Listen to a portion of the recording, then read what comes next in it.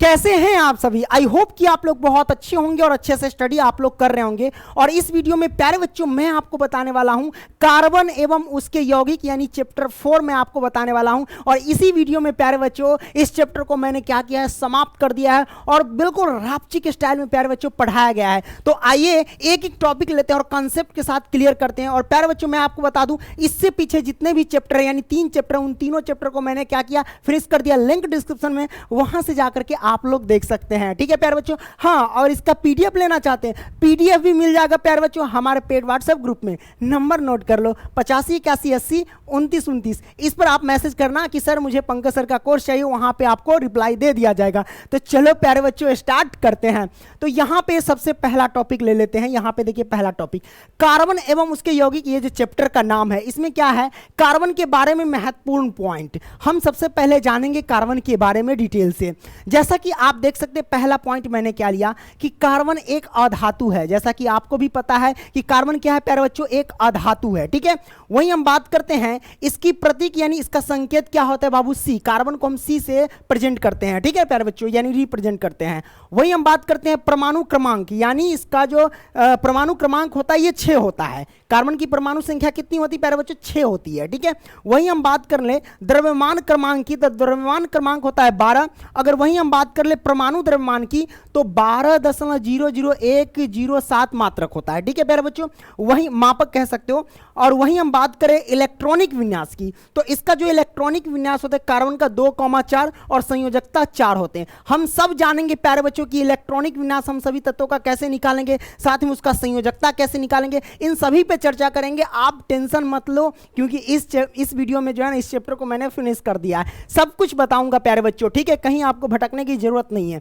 अब यहां पे देखिए प्यारे बच्चों हमने लिया कि भूपर पट्टी पर उपस्थित कार्बन की मात्रा, यानी जो पृथ्वी पर उपस्थित कार्बन की मात्रा कितनी है, वो हम इसके बारे में क्या करेंगे, चर्चा करेंगे। तो चलो स्टार्ट करते हैं प्यारे बच्चों। पहला बिंदु में मैंने क्या लिया कि भूपर पट्टी में खनिजों जैसे कार्बोनेट हो गया, हाइड्रोजन कार्बोनेट हो गया। हाइड्रोजन कार्बोनेट को आप बाइकार्बोनेट भी कह सकते हैं, इसमें कोई दिक्कत नहीं है। तो हाइड्रोजन कार्बोनेट हो गया जैसे HCO3 इसी का है। ठीक है, कोयला हो गया, वह फिर पेट्रोलियम के रूप में कितना प्रतिशत पाया जाता है प्यारे बच्चों, 0.02% के रूप में पाया जाता है। इस बात को ध्यान रखना, यानी ये सभी जो हमने बताया ये सब कितना प्रतिशत, 0.02% पाया जाता है। ठीक है, वही हम बात करते हैं अगला बिंदु। अगला बिंदु हमारे पास है कि वायुमंडल में उपस्थित कार्बन डाइऑक्साइड कितना प्रतिशत होता है, तो 0.03% कार्बन डाइऑक्साइड की मात्रा। ठीक है, वायुमंडल में। अगर आपसे मैं कहूं कि नाइट्रोजन कितना होता है प्यारे बच्चों, तो हम बता दें यहाँ पे नाइट्रोजन जो होता है ना 78% होता है। वही हम बात कर ले ऑक्सीजन की, तो ऑक्सीजन होता है 21%। ठीक है, ओके, आपने यहाँ पे देख लिया। अब हम क्या करेंगे प्यारे बच्चों, अगला बिंदु पे चर्चा करेंगे। देखिए कार्बन की मात्रा कई जगह, मतलब बहुत सारे, देखिए है तो 0.2%, लेकिन ये बहुत जगह फैला हुआ है इसकी मात्रा। जैसे यहाँ पे देख लिए भोजन हो गया, कपड़ा हो गया, दवा, पुस्तक है ना, सभी जीव जंतु जो वस्तुएं हैं, पेड़ पौधे है ना, इन सभी में क्या होता है बाबू, कार्बन की यौगिक बनते हैं, यानी कार्बन की यौगिक की मात्रा इसमें पाए जाते हैं। ओके प्यारे बच्चों, आगे हम बढ़ते हैं। आगे यहाँ पे देख लीजिए, यहाँ पे क्या है, रासायनिक आबंध के प्रकार यानी रासायनिक बंधन के प्रकार के बारे में जानेंगे। सबसे पहले यहाँ पे एक चीज देख लीजिए, यहाँ पे क्या नजर आ रहा होगा प्यारे बच्चों, यहाँ पे देखिए परमाणु के नाभिक में क्या पाया जाता है, प्रोटॉन और न्यूट्रॉन पाया जाता है। अगर आपसे कोई पूछे कि परमाणु के नाभिक में क्या पाया जाता है, तो आप कहिएगा प्रोटॉन और न्यूट्रॉन पाया जाता है परमाणु के नाभिक में। ठीक है, और इसके चारों तरफ ये जो ई नजर आ रही है इलेक्ट्रॉन है, चारों तरफ इलेक्ट्रॉन क्या करता है, चक्कर काटता रहता है, घूमता रहता है। जैसे कि इस इमेज में देखिए, ये हमारे पास परमाणु के नाभिक है, नाभिक में प्रोटॉन और न्यूट्रॉन तो होता है। अब ये देखिए पीला कलर की ये जो चक्कर काट रहे हैं ना, ये वास्तव में क्या, ये इलेक्ट्रॉन है। ये इलेक्ट्रॉन ऐसे ही चक्कर काटता रहता है। आपने ये समझ लिया, हमने आपको बता दिया कि किस तरीके से चक्कर काट रहा है, देख रहे हैं ना आराम से, है ना, दिखाई दे रहा है ना, तो आपने ये समझ लिया। आगे हम बढ़ते हैं, यहां पे जो दिया गया है कि रासायनिक आबंधों के प्रकार, रासायनिक बंधन यानी रासायनिक बंधन के प्रकार, इसके बारे में जानेंगे। तो रासायनिक बंधन जैसे कि पहला प्रकार है आयनिक आबंध और दूसरा प्रकार है सहसंयोजी आबंध, या यूं कह लो कि आयनिक बंधन और दूसरा सहसंयोजी बंधन। इन दोनों के बारे में हम चर्चा करेंगे डिटेल से।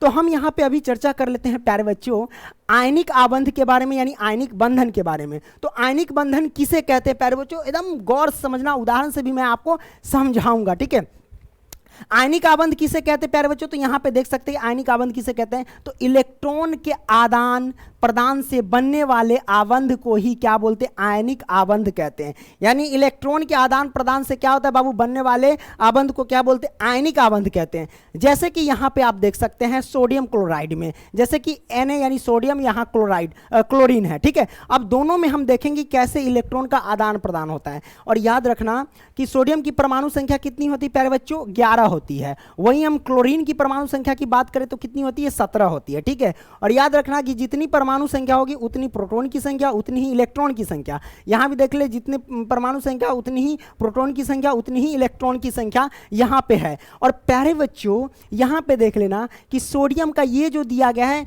इलेक्ट्रॉनिक विन्यास दिया गया है 2,8,1, ये इलेक्ट्रॉनिक विन्यास है। और इलेक्ट्रॉनिक विन्यास में ये 2, 8,1 ये सब इलेक्ट्रॉन की संख्या है, ठीक है। तो याद रखना कि 2, 8 है, कितना है, 11, 11 तो पूरी रहा है। तो इसका ये इलेक्ट्रॉनिक विन्यास है 2,8,1 और ये है क्लोरीन का इलेक्ट्रॉनिक विन्यास 2,8,7। अब आप कहोगे सर इलेक्ट्रॉनिक विन्यास निकालना तो सिखा दीजिए। भाई वो भी सिखाऊंगा, आप टेंशन काहे लेते, सारा चीज बताऊंगा, आप टेंशन मत लो, ठीक है। तो ये हुआ हमारे पास। और इसके 72 कक्षा में इधर एक इलेक्ट्रॉन, देखो इस साइड जो भी होगा उसके 72 कक्षा में इलेक्ट्रॉन कहा जाता है। तो देखो सोडियम के 72 कक्षा में 1 इलेक्ट्रॉन है, यहां पे क्लोरीन के 72 कक्षा में कितने, 7 इलेक्ट्रॉन है, ठीक है। तो ये सब आप देख रहे हैं। अब यहां पे हम चर्चा करेंगे प्यारे बच्चों कि कैसे इलेक्ट्रॉन का आदान प्रदान होता है, वो हम जानते हैं। प्यारे बच्चों हम जानते हैं कि हाइड्रोजन और हीलियम अपना अष्टक पूरा करने के लिए वो 2 इलेक्ट्रॉन खोजता है 72 कक्षा में। बाकी के जितने भी तत्व होते हैं वो 8 इलेक्ट्रॉन खोजता है। मैंने क्या बोला कि हाइड्रोजन प्यारे बच्चों और हीलियम ये अपना अष्टक पूरा करने के लिए यानी स्थिर होने के लिए अपने 72 कक्षा में 2 इलेक्ट्रॉन पूरा करना चाहते हैं। लेकिन इसके दोनों के बाद, इन दोनों के बाद बाकी के जितने भी सारे तत्व हो गए, चाहे सोडियम हो गया, क्लोरीन हो गया, मैग्नीशियम हो गया, यानी जितने भी तत्व है उन सभी क्या चाहता है कि अपने 72 कक्षा में 8 इलेक्ट्रॉन पूरा करें। यानी स्थिर होने के लिए या यूं कह लो अपना अष्टक पूरा करने के लिए 8 इलेक्ट्रॉन चाहिए। तो जैसा कि यहां पे देख सकते हैं सोडियम का इलेक्ट्रॉनिक विन्यास जब निकाल करके मैंने रखा तो इसके 72 कक्षा में 1 इलेक्ट्रॉन है और इसके 72 कक्षा में 7 इलेक्ट्रॉन है और दोनों अपना स्थिरता बनाना चाहता है यानी अपना अष्टक पूरा करना चाहता है। तो क्या होगा, तो प्यारे बच्चों इस सोडियम के 72 कक्षा में 8 इलेक्ट्रॉन कैसे लाएंगे और क्लोरीन के 72 कक्षा में 7 इलेक्ट्रॉन कैसे लाएंगे। जब तक 72 कक्षा में 8 इलेक्ट्रॉन नहीं होगा तब तक ये क्या होगा, स्थिर नहीं होगा, यानी अपनी संयोजकता पूरा नहीं कर पाएगा, है ना, यानी अष्टक पूरा नहीं कर पाएगा।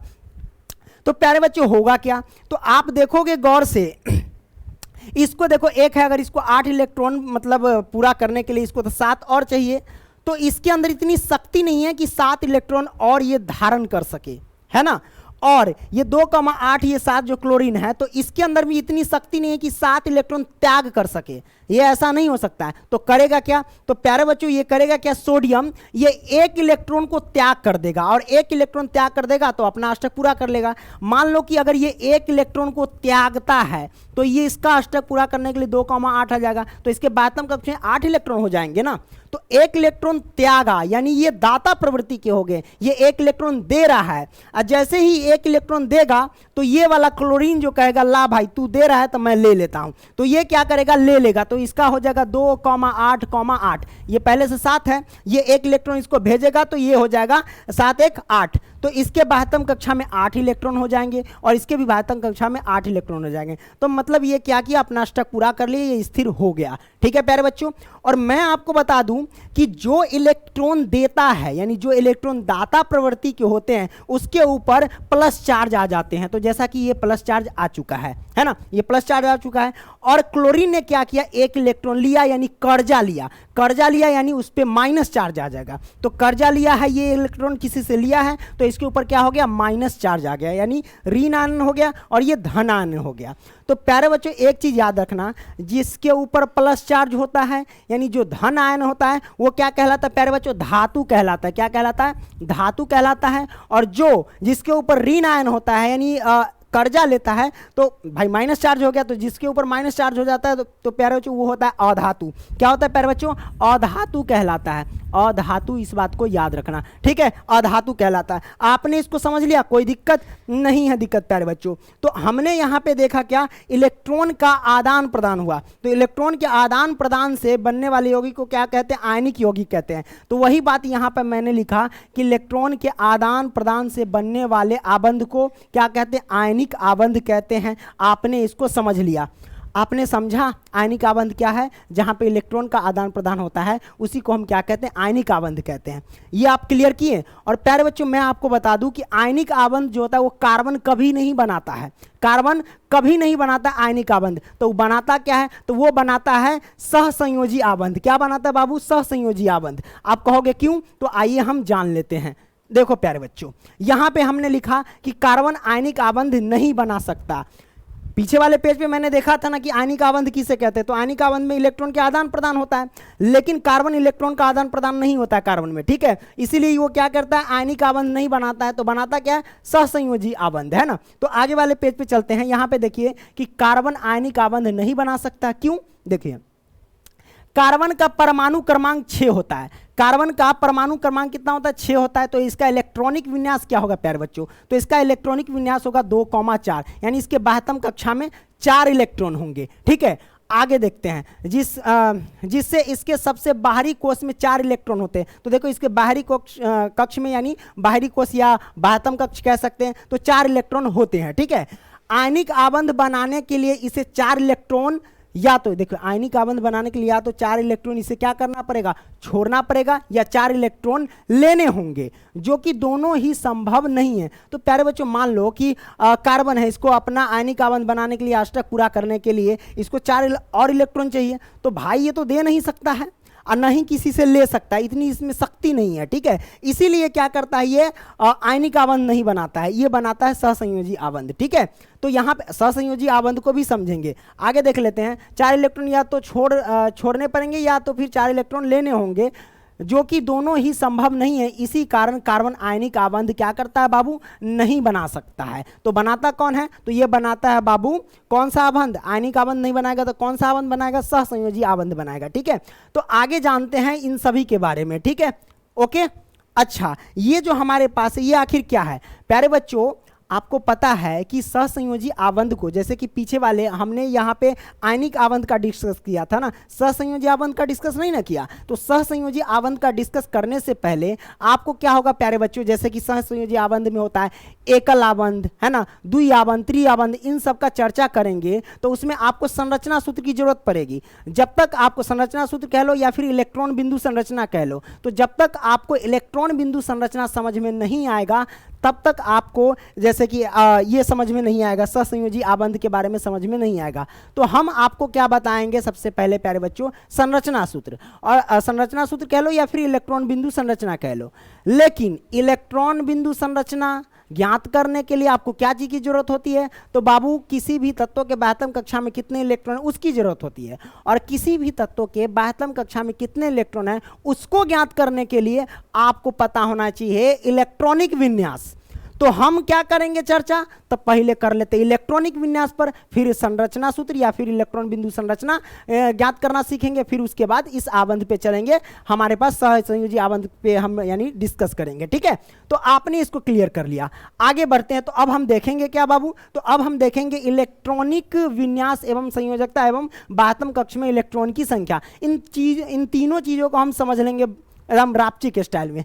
देखो प्यारे बच्चों, जैसा कि 1 से लेकर के आप देख सकते हो 20 तक के तत्व हमने लिखा कि hydrogen, helium, lithium, beryllium, boron, है ना, सारे के सारे हमने लिख दिया। इन सभी का इलेक्ट्रॉनिक विन्यास निकालना है। तो हम ट्रिक से आपको बता देता हूं प्यारे बच्चों, क्या करना, 2,8,8,2 इस ट्रिक पर अगर जाओगे तो 1 से लेकर के 20 तक का क्या होगा प्यारे बच्चों, तो आपको निकलना आ जाएगा इलेक्ट्रॉनिक विन्यास। हम क्या करते हैं, पहले इसमें जाते हैं, फिर इसमें, फिर इसमें जाते हैं। कैसे जाएंगे, याद रखना, हम इलेक्ट्रॉनिक विन्यास निकालते हैं ना, तो जितना परमाणु की संख्या होती है उतना ही इलेक्ट्रॉन की संख्या पूरा करना होता है, ठीक है। तो ये सब इलेक्ट्रॉन की संख्या है, ऐसे समझो, ठीक है। तो प्यारे बच्चों जैसे कि हाइड्रोजन का परमाणु क्रमांक क्या है प्यारे बच्चों, 1 है। तो इसका अगर इलेक्ट्रॉनिक विन्यास निकालेंगे तो इलेक्ट्रॉन की संख्या 1 होनी चाहिए।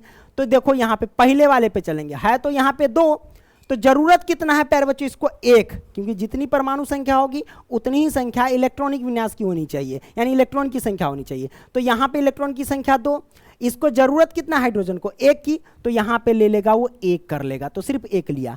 आगे बढ़ते हैं। हीलियम का इलेक्ट्रॉनिक विन्यास कैसे निकालेंगे? तो हीलियम की परमाणु संख्या 2 है, तो हम इस वाले पहले में चलेंगे। तो पहले यहाँ 2 है तो हम 2 लिख लेंगे, तो यहाँ पे 2 लिख लिए, ठीक है। यही इलेक्ट्रॉनिक विन्यास आ गया। आगे देखिए, अगर यहाँ तक नहीं समझ में आता आगे समझ में आ गया। देखिए तीसरा हो गया लिथियम। तो लिथियम की परमाणु संख्या कितना है? 3 है। तो इलेक्ट्रॉनिक विन्यास निकालेंगे तो हमको 3 पूरा करना पड़ेगा। तो कैसे? जैसे कि यहाँ पे 2 है, यहाँ पे क्या 2 है, तो हमने यहाँ पे 2 लिखा। अब आगे वाले में चलेंगे, यहाँ 8 है, जरूरत कितना है 3 पूरा करने के लिए? 1 इलेक्ट्रॉन की जरूरत है। तो हम यहाँ पे 8 है ना, इसमें से 1 इलेक्ट्रॉन ले लेंगे। तो यहाँ पे हमने 1 इलेक्ट्रॉन ले लिया, तो हो गया 2,1 है ना। यानी लिथियम का इलेक्ट्रॉनिक विन्यास निकला 2,1। अच्छा चलिए बेरिलियम का निकालते हैं प्यारे बच्चों। बेरिलियम का कैसे निकालेंगे? तो इसका जो परमाणु क्रमांक होता है 4 है ना, तो 4 होता है, तो इसका इलेक्ट्रॉनिक विन्यास निकालेंगे तो प्यारे बच्चों 4 ही होना चाहिए। तो प्यारे बच्चों देखो पहले 2 है तो हम क्या करेंगे 2 ले लिए, ठीक है। आगे वाले चलते हैं, यहाँ पे दूसरे वाले में क्या 8 है, दूसरे वाले में क्या 8 है, जरूरत कितना है 2 और की। तो हम यहाँ है तो 8, जरूरत है 2 की, तो हम यहाँ पे 2 ले लिए, कोई दिक्कत नहीं। तो 2,2 क्या हो गया? तो इसका इलेक्ट्रॉनिक विन्यास हो गया। वही हम निकालते हैं बोरन का। बोरन का परमाणु क्रमांक कितना होता है? 5 होता है। बोरन का परमाणु क्रमांक कितना होता है? 5 होता है। तो 5 हम निकालेंगे, कैसे निकालेंगे? तो पहले वाले में चलेंगे, तो पहले 2 है तो हम यहाँ पे लिख देंगे प्यारे बच्चों पहले 2, तो हम पहले 2 लिख दिए, कोई दिक्कत नहीं दिक्कत।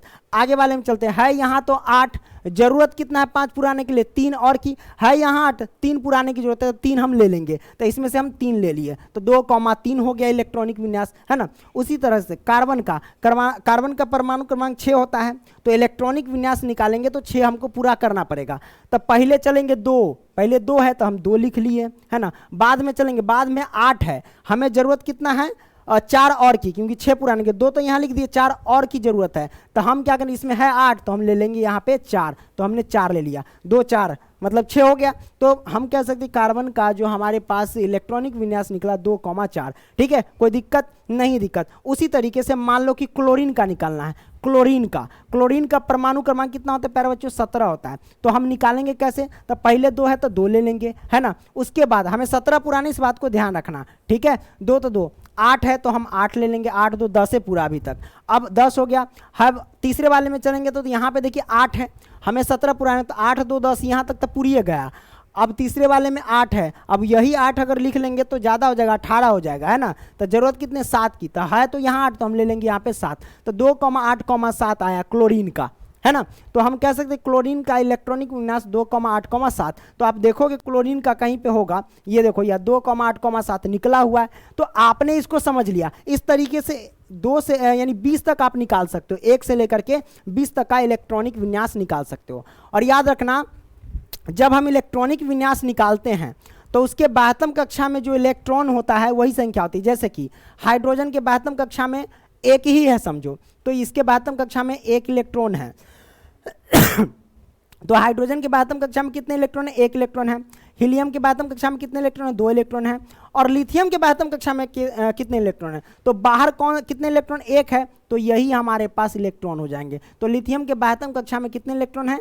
1 इलेक्ट्रॉन है, क्योंकि 12वीं कक्षा में कितने इलेक्ट्रॉन है ये आपको पता होना चाहिए। उसी तरीके से बेरिलियम के 12वीं कक्षा में कितने इलेक्ट्रॉन है? यहाँ पे 2 इलेक्ट्रॉन है। बोरन के 12वीं कक्षा में कितने इलेक्ट्रॉन है? 3 इलेक्ट्रॉन है ना। कार्बन के 12वीं कक्षा में कितने इलेक्ट्रॉन है? 4 इलेक्ट्रॉन है। और वही नाइट्रोजन के 12वीं कक्षा में कितने इलेक्ट्रॉन है? 5 इलेक्ट्रॉन। बाहर जो भी रहेगा इलेक्ट्रॉन वही 12वीं कक्षा का इलेक्ट्रॉन कहलाता है ना। अब ऑक्सीजन के 12वीं कक्षा में कितने इलेक्ट्रॉन है? तो 6 इलेक्ट्रॉन है ना। उसी तरीके से फ्लोरीन के 12वीं कक्षा में कितने इलेक्ट्रॉन है? तो 7 इलेक्ट्रॉन है। और नियॉन के 12वीं कक्षा में कितने इलेक्ट्रॉन है? तो 8 इलेक्ट्रॉन है। उसी तरीके से सोडियम के 12वीं कक्षा में कितने इलेक्ट्रॉन है? 1 इलेक्ट्रॉन है। और मैग्नीशियम के 12वीं कक्षा में 2 इलेक्ट्रॉन है, यानी और यहाँ पे एल्यूमिनियम के 12वीं कक्षा में कितने? 3 इलेक्ट्रॉन। तो हम कह सकते हैं सभी के 12वीं कक्षा में इलेक्ट्रॉन आपको निकालना आ गया। इसके 12वीं कक्षा देखिए, इसमें 4 इलेक्ट्रॉन है, इसमें 5 इलेक्ट्रॉन है, इसमें 12वीं कक्षा में 6 इलेक्ट्रॉन है, क्लोरीन के 12वीं कक्षा में 7 इलेक्ट्रॉन है, आर्गन के 12वीं कक्षा में 8 इलेक्ट्रॉन है, पोटेशियम के 12वीं कक्षा में 1 इलेक्ट्रॉन है और कैल्शियम के 12वीं कक्षा में 2 इलेक्ट्रॉन है। तो आपको मतलब ये क्या सीखा कि जब तक आप इलेक्ट्रॉनिक विन्यास नहीं निकालेंगे तब तक आप किसी भी तत्व के 12वीं कक्षा में कितने इलेक्ट्रॉन है वो पता नहीं कर सकेंगे। तो हमने इलेक्ट्रॉनिक विन्यास निकाल दिया और उसके किस तत्व के 12वीं कक्षा में कितने इलेक्ट्रॉन है वो भी बता दिया। अब हम जानते हैं संयोजकता के बारे में। तो प्यारे बच्चों, संयोजकता कैसे निकालते हैं वो मैं आपको बता देता हूं। संयोजकता तो संयोजकता हम कैसे निकालते हैं प्यारे बच्चों, तो याद रखना, अगर किसी तत्व के बाह्यतम कक्षा में, याद रखना, अगर किसी तत्व के बाह्यतम कक्षा में अगर 1 इलेक्ट्रॉन है, 2 इलेक्ट्रॉन है, 3 इलेक्ट्रॉन है और 4 इलेक्ट्रॉन है, अगर किसी तत्व के बाह्यतम कक्षा में 1 2 3 4 ये सब इलेक्ट्रॉन है, तो इनकी संयोजकता क्या होगी प्यारे बच्चों, वही हो जाएगी। अगर किसी तत्व के बाह्यतम कक्षा में 1 इलेक्ट्रॉन है तो उसकी संयोजकता 1 होगी। अगर किसी तत्व के बाह्यतम कक्षा में 2 इलेक्ट्रॉन है तो उसकी संयोजकता 2 ही हो जाएगी। 3 इलेक्ट्रॉन है तो उसकी संयोजकता 3 हो जाएगी और 4 इलेक्ट्रॉन है तो उसकी संयोजकता 4 हो जाएगी। ठीक है, ये आपने क्लियर किया। अगर किसी तत्व के बाह्यतम कक्षा में 1 2 3 4 4 से ऊपर आता है, जैसे 5 हो गया, 6 हो गया, 7 हो गया, 8 है, ये सब आता है, तो हम करते क्या है, तो हम करते क्या है प्यारे बच्चों, हम घटा देते हैं। किस में से, तो 8 माइनस x कर देते हैं, यानी 8 में से घटा देते हैं। अब कैसे आप पता करते हैं प्यारे बच्चों, देखो हाइड्रोजन के बाह्यतम कक्षा में 1 इलेक्ट्रॉन है तो हाइड्रोजन के बाह्यतम कक्षा में 1 इलेक्ट्रॉन है तो इसकी संयोजकता 1 हो जाएगी। हीलियम के बाह्यतम कक्षा में 2 इलेक्ट्रॉन है तो इसकी संयोजकता 0 क्यों, ये अपवाद में आता है, ये याद रखना, सिर्फ हीलियम का। हीलियम के बाह्यतम कक्षा में 2 इलेक्ट्रॉन है तो इसकी संयोजकता सिर्फ क्या होगी बाबू, 0 हो जाएगी। इतना याद रखना, बाकी में सब वही है।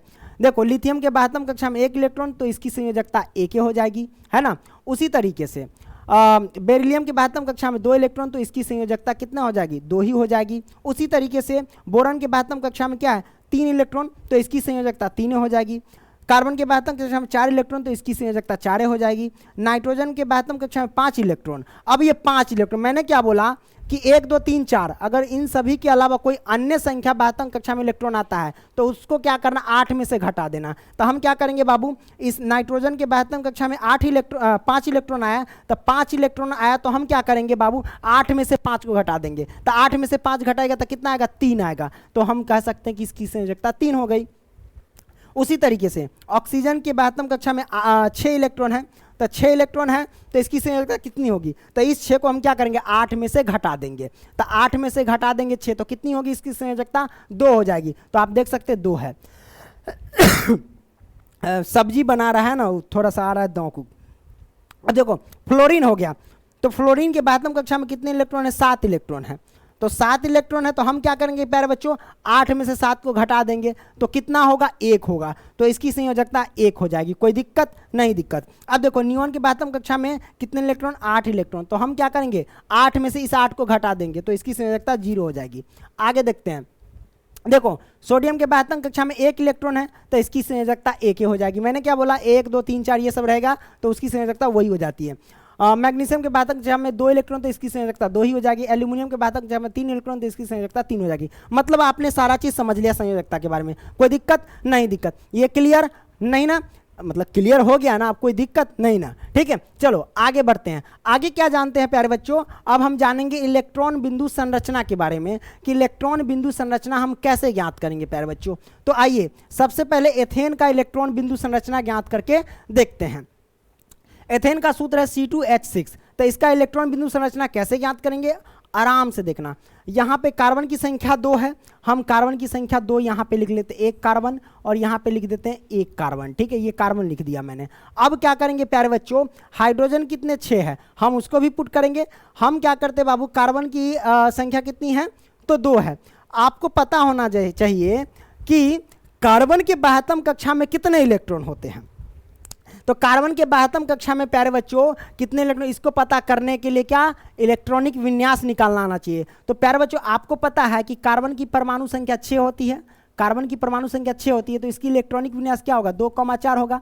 तो इसके बाह्यतम कक्षा में 4 इलेक्ट्रॉन है, उसी बाह्यतम कक्षा में जो 4 इलेक्ट्रॉन इसको इर्द गिर्द सजा देंगे। तो जैसे हम 1 इलेक्ट्रॉन यहाँ पे सजा दिए, है ना, 1 इलेक्ट्रॉन यहाँ पे सजा दिए, अरे ये क्या मिट गया, 1 इलेक्ट्रॉन यहाँ पे, 1 इलेक्ट्रॉन यहाँ पे सजा दिए।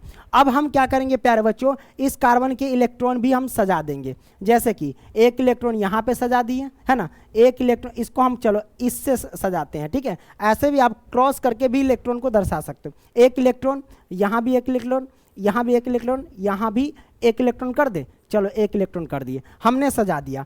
अब देखो हाइड्रोजन की संख्या 6 है हाइड्रोजन की संख्या 6 है, तो यहाँ हमने हाइड्रोजन कर दिया, 1 हाइड्रोजन यहाँ कर दिया, एक हाइड्रोजन हमने यहाँ कर दिया, एक हाइड्रोजन हमने यहाँ कर दिया, एक हाइड्रोजन हमने यहाँ कर दिया और एक हाइड्रोजन हमने यहाँ कर दिया। टोटल 6 हाइड्रोजन सजा दिए मैंने, कोई दिक्कत नहीं दिक्कत। अब क्या करेंगे प्यारे बच्चों, हाइड्रोजन के बाद हम कक्षा में कितने इलेक्ट्रॉन, एक इलेक्ट्रॉन होते हैं ना, तो एक इलेक्ट्रॉन हम क्या करेंगे इसके इर्द गिर्द सजा देंगे। तो एक इलेक्ट्रॉन इसका हम सजा दी हाइड्रोजन का, इस हाइड्रोजन का भी एक इलेक्ट्रॉन और इस हाइड्रोजन का भी एक इलेक्ट्रॉन, देन इस हाइड्रोजन का भी एक इलेक्ट्रॉन और इस हाइड्रोजन का भी एक इलेक्ट्रॉन और इस हाइड्रोजन का भी एक इलेक्ट्रॉन। सभी के हाइड्रोजन का हमने इलेक्ट्रॉन क्या किया, सजा दिया। तो प्यारे बच्चों हम क्या करेंगे, आपको पता है कि देखो हाइड्रोजन जो होता है वो स्थिरता बनाने के लिए यानी अपना अष्टक पूरा करने के लिए उसको 2 इलेक्ट्रॉन की जरूरत होती है। बाकी के जितने भी तत्व होते हैं उसको 8 इलेक्ट्रॉन की जरूरत होती है। तो हम कैसे करेंगे, है तो हाइड्रोजन के पास एक इलेक्ट्रॉन,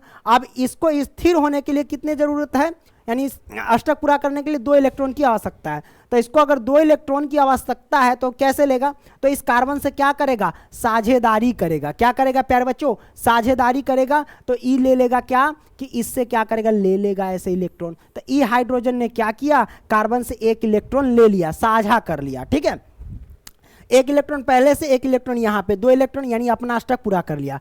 बाकी ये भी हाइड्रोजन क्या करेगा, कार्बन भाई तू भी मुझे एक इलेक्ट्रॉन दे, तो ये भी क्या किया, एक इलेक्ट्रॉन यहाँ से ले लिया। अब इस हाइड्रोजन के भी 2 इलेक्ट्रॉन हो गए, एक इलेक्ट्रॉन यहाँ एक इलेक्ट्रॉन यहाँ, तो ये भी अपना अष्टक पूरा कर लिया। फिर उसी तरीके से ये भी हाइड्रोजन अपना अष्टक पूरा कर लिया। उसी तरीके से क्या किया, ये भी हाइड्रोजन अपना अष्टक पूरा कर लिया।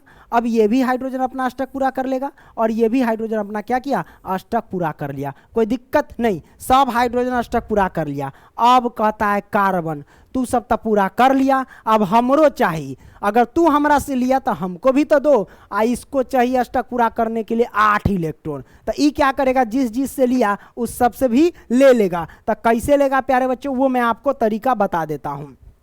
कैसे लेगा, तो सब तो पूरा कर लिया हाइड्रोजन, कार्बन कहेगा भैया हमारा 8 इलेक्ट्रॉन चाहिए। तो 8 इलेक्ट्रॉन कैसे, तो देखो यहाँ पे 2 इलेक्ट्रॉन है और यहाँ भी 2 इलेक्ट्रॉन है और यहाँ भी 2 इलेक्ट्रॉन, यहाँ भी 2 इलेक्ट्रॉन है ना। ये हाइड्रोजन का, यहाँ पे हमने नहीं लिखा था, शायद मिट गया होगा, ये भी है ना। तो 2 इलेक्ट्रॉन 2 इलेक्ट्रॉन, 4 4 2 6 और 6 2 8, 8 इलेक्ट्रॉन यहाँ है। तो ये ऐसे घुमाएगा राउंड, सीधा कहेगा चल भाई अब हमको भी तो चाहिए अष्टक पूरा करने के लिए। ठीक है, तो लो भाई, ये इस तरीके से ये कार्बन राउंड लगा लिया। अब इस राउंड में देखो 8 इलेक्ट्रॉन है कि नहीं, 2 2 4 2 6 और 2 8, 8 इलेक्ट्रॉन पूरा कर लिया मतलब ये भी अपना अष्टक पूरा कर लिया। ठीक है, अब देखो ये भी कार्बन लेगा, तो 2 यहाँ 2 यहाँ, 4 4 2 6 6 2 8, तो ये भी इस तरीके से घुमा लेगा और ये भी अष्टक अपना क्या करेगा प्यारे बच्चों, पूरा कर लेगा। ठीक है, तो ये हमने बना दिया और इसी को कहते हैं इलेक्ट्रॉन बिंदु संरचना। ठीक है, ये हमने ले आया। इसका संरचना सूत्र एक और है, हम बना करके आपको बता देते हैं। कैसे बनाएंगे बाबू, कार्बन है, कार्बन है। ठीक है, कार्बन के बाद हम कक्षा में 1 इलेक्ट्रॉन, कार्बन के बाद हम कक्षा में मतलब कार्बन के बाद हम 4 इलेक्ट्रॉन, तो 1 इलेक्ट्रॉन यहाँ 1 इलेक्ट्रॉन यहाँ, सबसे ज़्यादा इस कार्बन के बाद हम कक्षा में 1 electron 1 electron 1 electron 1 electron, 4 electron हमने सजा दिया। अब क्या करेंगे प्यारे बच्चों, हाइड्रोजन बच गया, तो हाइड्रोजन एक यहाँ रख देंगे, हाइड्रोजन एक यहाँ, हाइड्रोजन देन एक यहाँ, हाइड्रोजन एक यहाँ, हाइड्रोजन एक यहाँ, हाइड्रोजन एक यहाँ, हाइड्रोजन 6 हाइड्रोजन हमने कर दिया। इसके भी 1 इलेक्ट्रॉन, इसके भी 1 इलेक्ट्रॉन, इसके भी 1 इलेक्ट्रॉन, इस हाइड्रोजन के भी बातम कक्षा में 1 इलेक्ट्रॉन, इस हाइड्रोजन की बातम कक्षा में 1 इलेक्ट्रॉन, इसके भी बातम कक्षा में 1 इलेक्ट्रॉन। हमने क्या किया, इलेक्ट्रॉन को सजा दिया। अब करेंगे क्या प्यारे बच्चों, तो अब क्या करते हैं प्यारे बच्चों, हम क्या करते हैं, इस इलेक्ट्रॉन से इस लाइन के द्वारा साझा कर लिया, ये भी अष्टक पूरा। मतलब ये भी तरीका है कि इससे मिला दो, ये भी एक संरचना सूत्र हो गया। ठीक है, इस तरीके से भी बना सकते हो, तो ये भी चलेगा और ये भी चलेगा, दोनों तरीके से मैंने आपको बना दिया। क्लियर, ओके, आपने इसको समझ लिया। तो C2H2 का तो बना लिया, यानी एथेन का। अब क्या करेंगे बाबू, संरचना सूत्र।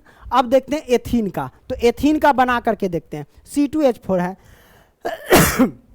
C2H4 है, तो यहाँ पे कार्बन, यहाँ भी कार्बन, हाइड्रोजन कितने हैं, 4 हाइड्रोजन है। 4 हाइड्रोजन है, तो 1 हाइड्रोजन को इस साइड रख देते हैं और 1 हाइड्रोजन को इस साइड रख देते हैं। बाकी के हाइड्रोजन 4 एक को हाइड्रोजन को नीचे रख देते हैं, यहाँ भी नीचे रख देते हैं। आप चाहो तो ऊपर भी रख सकते हो, कोई दिक्कत नहीं। हमने इसके आजू बाजू में सजा दिया। अब हमें सजाना क्या है बाबू, इसके इलेक्ट्रॉन की संख्या कैसे सजाएंगे। तो देखो प्यारे बच्चों, हम क्या करते हैं, इस कार्बन के बाद हम कक्षा में कितने, 4 इलेक्ट्रॉन, तो क्या करते हैं, 2 इलेक्ट्रॉन इधर रख देते हैं, 2 इलेक्ट्रॉन इधर रख देते हैं, हमने रख दिया। अब इस कार्बन के 2 इलेक्ट्रॉन तो और चाहिए, कहने का इस कार्बन के 2 इलेक्ट्रॉन यहाँ हैं तो 1 इलेक्ट्रॉन यहाँ पे रख देते हैं और 1 इलेक्ट्रॉन यहाँ पे रख देते हैं, कोई दिक्कत नहीं दिक्कत। इस कार्बन के भी 4 इलेक्ट्रॉन, 2 इलेक्ट्रॉन यहाँ हैं तो 1 इलेक्ट्रॉन यहाँ रख देते हैं, 1 इलेक्ट्रॉन यहाँ रख देते हैं, हमने रख दिया। हाइड्रोजन के बाध्यम कक्षा में कितने इलेक्ट्रॉन? 1 इलेक्ट्रॉन, तो 1 इलेक्ट्रॉन ऐसे हम सजा देते क्रॉस से, इसके भी 1 इलेक्ट्रॉन, इसके भी 1 इलेक्ट्रॉन और इसके भी 1 इलेक्ट्रॉन, हमने सजा दिया। अब क्या करेंगे प्यारे बच्चों, अपना अपना स्ट्रक पूरा करवाएंगे सबको। कैसे पूरा करवाएं? हाइड्रोजन भी चाहता है कि हमरा 2 इलेक्ट्रॉन चाहिए, है इसके पास 1, तो इस कार्बन से ले लेगा पैंचा, तो ये ले लिया, लो भैया दे दो, तो ये ले लिया, है ना। उसी तरीके से ये भी हाइड्रोजन इस कार्बन से ले लेगा, तो देखो इसके अंदर भी 2 इलेक्ट्रॉन पूरा कर लिया स्ट्रक। ये भी हाइड्रोजन ऐसे पूरा कर लेगा और ये भी हाइड्रोजन ऐसे पूरा कर लेगा, ठीक है। ये सब अपना अपना स्ट्रक पूरा कर लिया। अब कार्बन को चाहिए भैया 8 इलेक्ट्रॉन, तो कैसे करेगा? तो 2 यहाँ पे है, ये है, और 2 गो यहाँ, 2 2 4, 4 2 6 और 2 गो यहाँ 8, तो कुछ इस तरीके से राउंड लगाएगा प्यारे बच्चों, देख लेना ध्यान से, इस तरीके से, इस तरीके से। अब देखो इस लाइन में 8 इलेक्ट्रॉन हुआ कि नहीं? 2 2 4 2 6 और 2 8, 8 पुर गए। अब ये भी कार्बन कहेगा हमरो तो 8 चाहिए, तो कैसे लेगा? 2 गो यहाँ है, 2 गो यहाँ, 4 और 2 6 और 2 यहाँ है 8, तो भैया यहाँ से क्या करेगा? ऐसे लगा लेगा राउंड, लो भैया इस तरीके से राउंड लगा लेगा। हमने लगा दिया, कोई दिक्कत नहीं दिक्कत प्यारे बच्चों। तो ये भी निकल करके आ गया क्या? तो इलेक्ट्रॉन बिंदु संरचना, इसको दूसरे तरीके से कैसे हम बनाएंगे? तो इलेक्ट्रॉन बिंदु संरचना आ गया। अब संरचना सूत्र एक और तरीका है, कैसे हम करेंगे? तो कार्बन 2 गो है, तो 1 गो कार्बन 1 गो कार्बन, 2 गो कार्बन, हाइड्रोजन 4 गो, तो 1 गो हाइड्रोजन यहाँ, 1 गो हाइड्रोजन यहाँ, 1 गो हाइड्रोजन यहाँ, 1 गो हाइड्रोजन यहाँ कर देते हैं। कार्बन के बाध्यम कक्षा में 4 इलेक्ट्रॉन है ना, तो 4 इलेक्ट्रॉन हम कुछ इस तरीके से सजा देते हैं। ओके, इस कार्बन के भी बाध्यम कक्षा में 4 इलेक्ट्रॉन, 1 इलेक्ट्रॉन यहाँ, 1 इलेक्ट्रॉन यहाँ सजा दिए। हाइड्रोजन के बाध्यम कक्षा में 1 इलेक्ट्रॉन, इसके भी 1 इलेक्ट्रॉन, इसके भी 1 इलेक्ट्रॉन, इसके भी 1 इलेक्ट्रॉन। अब क्या करेंगे बाबू? लाइन खींच देंगे, तो इससे इसको मिला दो, इससे इसको मिला दो, इसको इससे, इससे इससे, ये फिर ये इससे और ये इससे, ये भी हमारे पास आ गया संरचना सूत्र। तो ऐसे भी आप क्या कर सकते हैं? इसको बना सकते हैं, कोई दिक्कत नहीं दिक्कत प्यारे बच्चों। तो आपने जब संरचना सूत्र बना ही लिया, सब कुछ देखा, तो अब हम करेंगे क्या प्यारे बच्चों? तो अब करेंगे क्या प्यारे बच्चों? अब हम समझेंगे सहसंयोजी आबंध के बारे में, कोई दिक्कत नहीं दिक्कत। तो आइए अब क्या करते हैं प्यारे बच्चों, इसके बारे में समझ लेते हैं। आखिर सहसंयोजी आबंध कहते किसे हैं प्यारे बच्चों, है ना? सहसंयोजी आबंध, तो हमने क्या लिखा बाबू सहसंयोजी आबंध में कि 2 परमाणुओं के बीच, कितने? 2 परमाणुओं के बीच, 2 परमाणुओं के बीच परस्पर इलेक्ट्रॉन की साझेदारी। इसमें क्या हो रहा है? इलेक्ट्रॉन की साझेदारी हो रही है। इलेक्ट्रॉन की साझेदारी के द्वारा बने रासायनिक आबंध को सहसंयोजी आबंध कहते हैं, और ये 3 प्रकार के होते हैं। देखो, आयनिक आबंध का अलग डिफिनेशन है और इसका अलग है। सहसंयोजी आबंध किसे कहते हैं? तो बाबू 2 परमाणुओं के बीच इलेक्ट्रॉन की साझेदारी होती है। इसमें क्या होती है? इलेक्ट्रॉन की साझेदारी होती है। लेकिन आयनिक आबंध में क्या था कि इलेक्ट्रॉन का आदान प्रदान हो रहा था, कि अगर एक दे रहा है तो दूसरा सिर्फ लेगा, उसमें ऐसा था, और दूसरा दे रहा है तो फिर ये पहला लेगा, ऐसा था उसमें। लेकिन इसमें ऐसा नहीं होगा। अगर ये इलेक्ट्रॉन 2 को दे दिया तो उन्हीं से कहेगा बबुआ हमरो दे इलेक्ट्रॉन, है ना, ये देगा तो लेबो करेगा। लेकिन आयनिक आबंध में क्या है कि अगर दे दिया तो फिर वो मांगबो नहीं करेगा, दे दिया तो हाँ अगला आदमी रख लेगा, ऐसा है उसमें, ठीक है। तो सहसंयोजी आबंध किसे कहते हैं? 2 परमाणुओं के बीच परस्पर इलेक्ट्रॉन की साझेदारी के द्वारा बने रासायनिक आबंध को सहसंयोजी आबंध कहते हैं, और ये 3 प्रकार के होते हैं। जैसे कि पहला एकल सहसंयोजी आबंध, दूसरा सहसंयोजी आबंध, और तीसरा त्रिसंयोजी आबंध। तीनों के बारे में जानेंगे, लेकिन यहाँ पे जान लेते हैं इस डिफिनेशन को एग्जाम्पल के माध्यम से। हम यहाँ पे प्यारे बच्चों समझ लेते हैं, जैसे कि O2 है ना, O2 अणु के बारे में जान लेते हैं। O2 अणु का हम संरचना सूत्र बनाते हैं, तो वाक्य में ये क्या मतलब सहसंयोजी आबंध का उदाहरण है या फिर आयनिक आबंध का उदाहरण है? तो प्यारे बच्चों देख लेते हैं। अगर इलेक्ट्रॉन सिर्फ कोई देगा, है ना, और अगला ग्रहण करेगा, तो वो हो जाएगा आयनिक आबंध का उदाहरण। लेकिन अगर अगला इलेक्ट्रॉन दे रहा है और फिर ले रहा है अपना अष्टक पूरा करने के लिए, तो समझ जाना वो हो जाएगा सहसंयोजी आबंध का उदाहरण, ठीक है। तो जरा देख लो, यहाँ ऑक्सीजन, यहाँ भी ऑक्सीजन। ऑक्सीजन का इलेक्ट्रॉनिक विनाश देखो, यहाँ 2,6, क्योंकि ऑक्सीजन का परमाणु संख्या 8, ऑक्सीजन का परमाणु संख्या कितना होता है? 8 होता है। इस बात को ध्यान रखना। तो बाबू ऑक्सीजन का इलेक्ट्रॉनिक विन्यास 2,6 होता है। आपने सीख लिया कि इलेक्ट्रॉनिक विन्यास कैसे निकालते हैं, हमने पीछे वाले पेज पे बताया था ना। तो इसका भी 2,6, इसका भी 2,6। इसके बाह्यतम कक्षा में प्यारे बच्चों 6 इलेक्ट्रॉन और इसके बाह्यतम कक्षा में प्यारे बच्चों 6 इलेक्ट्रॉन है ना। इसके भी बाह्यतम कक्षा में, इसके भी बाह्यतम, यानी 6 इलेक्ट्रॉन है। हम क्या करेंगे प्यारे बच्चों, इस तरीके से एक ऑक्सीजन लगा देंगे, यहाँ भी ऑक्सीजन, इधर देख लेते हैं, यहाँ हम क्या करते हैं ऑक्सीजन लगा दिए और यहाँ भी हम क्या कर दिए बाबू ऑक्सीजन लगा दिए, ठीक है। ये ऑक्सीजन, ये तो ऑक्सीजन के बाह्यतम कक्षा 6 इलेक्ट्रॉन होते हैं ना, तो 2 इलेक्ट्रॉन यहाँ पे है ना, और 2 इलेक्ट्रॉन यहाँ पे और 2 इलेक्ट्रॉन यहाँ पे रख दिए, कोई दिक्कत नहीं दिक्कत। अब क्या करेंगे प्यारे बच्चों, इस ऑक्सीजन के भी 2 इलेक्ट्रॉन यहाँ पे, 2 इलेक्ट्रॉन यहाँ पे और 2 इलेक्ट्रॉन यहाँ पे, 6 इलेक्ट्रॉन हमने सजा दिया। अब देखो अपना अपना अष्टक पूरा करेगा। आपको पता है कि हाइड्रोजन और हीलियम अष्टक पूरा करने के लिए उसको 2 इलेक्ट्रॉन चाहिए, बाकी के जितने भी तत्व हैं उसको 8 इलेक्ट्रॉन चाहिए पूरा करने के लिए। तो इसके बाह्यतम कक्षा 6 इलेक्ट्रॉन है, इसको चाहिए 2 और, तब ना अष्टक पूरा करेगा 8 बना करके। तो कैसे 8 लेगा, देखिए 2 2 4 2 6 है, तो 2 इलेक्ट्रॉन और लेगा, तो कहेगा रे भाई ऑक्सीजन हमारा पास अभी 6 है, यानी अगला ऑक्सीजन इस ऑक्सीजन को कहता है कि हमारे पास 6 इलेक्ट्रॉन है, 2 इलेक्ट्रॉन देना दो, तो अष्टक पूरा कर लेंगे। तो क्या करेगा, 2 इलेक्ट्रॉन कहेगा ले ले, तो कैसे लेगा, इस तरीके से राउंड लगा करके ले लेगा। अब देखिए इस राउंड में इस ऑक्सीजन का 8 इलेक्ट्रॉन हुआ कि नहीं, 2 2 4 2 6 और 2 8, 8 हो गया। अब कहेगा ये ऑक्सीजन, ये तो खिसिया गया, अरे तू तो पूरा कर लिया, अब हमरो मन है पूरा करने का, तो क्या करेगा, तो ये कहता है अब तू पूरा कर ले, मतलब ये ले लिया, तब इहो करा कि ले ले हमरो से, यानी साझेदारी, तू मेरा दाल ले लेता मैं तेरा भात ले लेता हूँ, है ना, तो साझेदारी कर रहा है। तो यहाँ पे क्या करेगा बाबू, ये भी ऑक्सीजन ले लेगा, तो यहाँ से एक के राउंड लगाएगा इस तरीके से और ये ले लेगा। तो ये भी ऑक्सीजन लिया और ये भी ऑक्सीजन लिया, यानी दोनों क्या किया, अपना अपना साझेदारी किया। यहाँ पे ये नहीं कि एक को दिया तो दूसरा सिर्फ ले ही रह गया, वो कहता है कि अगर लिया है तब दो, है ना, ऐसा हो रहा है इसमें कंडीशन में, ठीक है। इसीलिए ये सहसंयोजी आबंध हुआ जिसमें इलेक्ट्रॉन का आदान प्रदान हो गया, है ना। आदान प्रदान जैसे कि आयनिक आबंध में क्या था, उसमें इलेक्ट्रॉन का आदान प्रदान हो रहा था, लेकिन एक सिर्फ दे रहा था और दूसरा सिर्फ लेके रह जा रहा था, ऐसा होता था इसमें। लेकिन इसमें ऐसा नहीं है, अगर ये दे रहा है तो यहो कहेगा अब हमरो दे, ऐसा हो रहा है, ठीक है प्यारे बच्चों।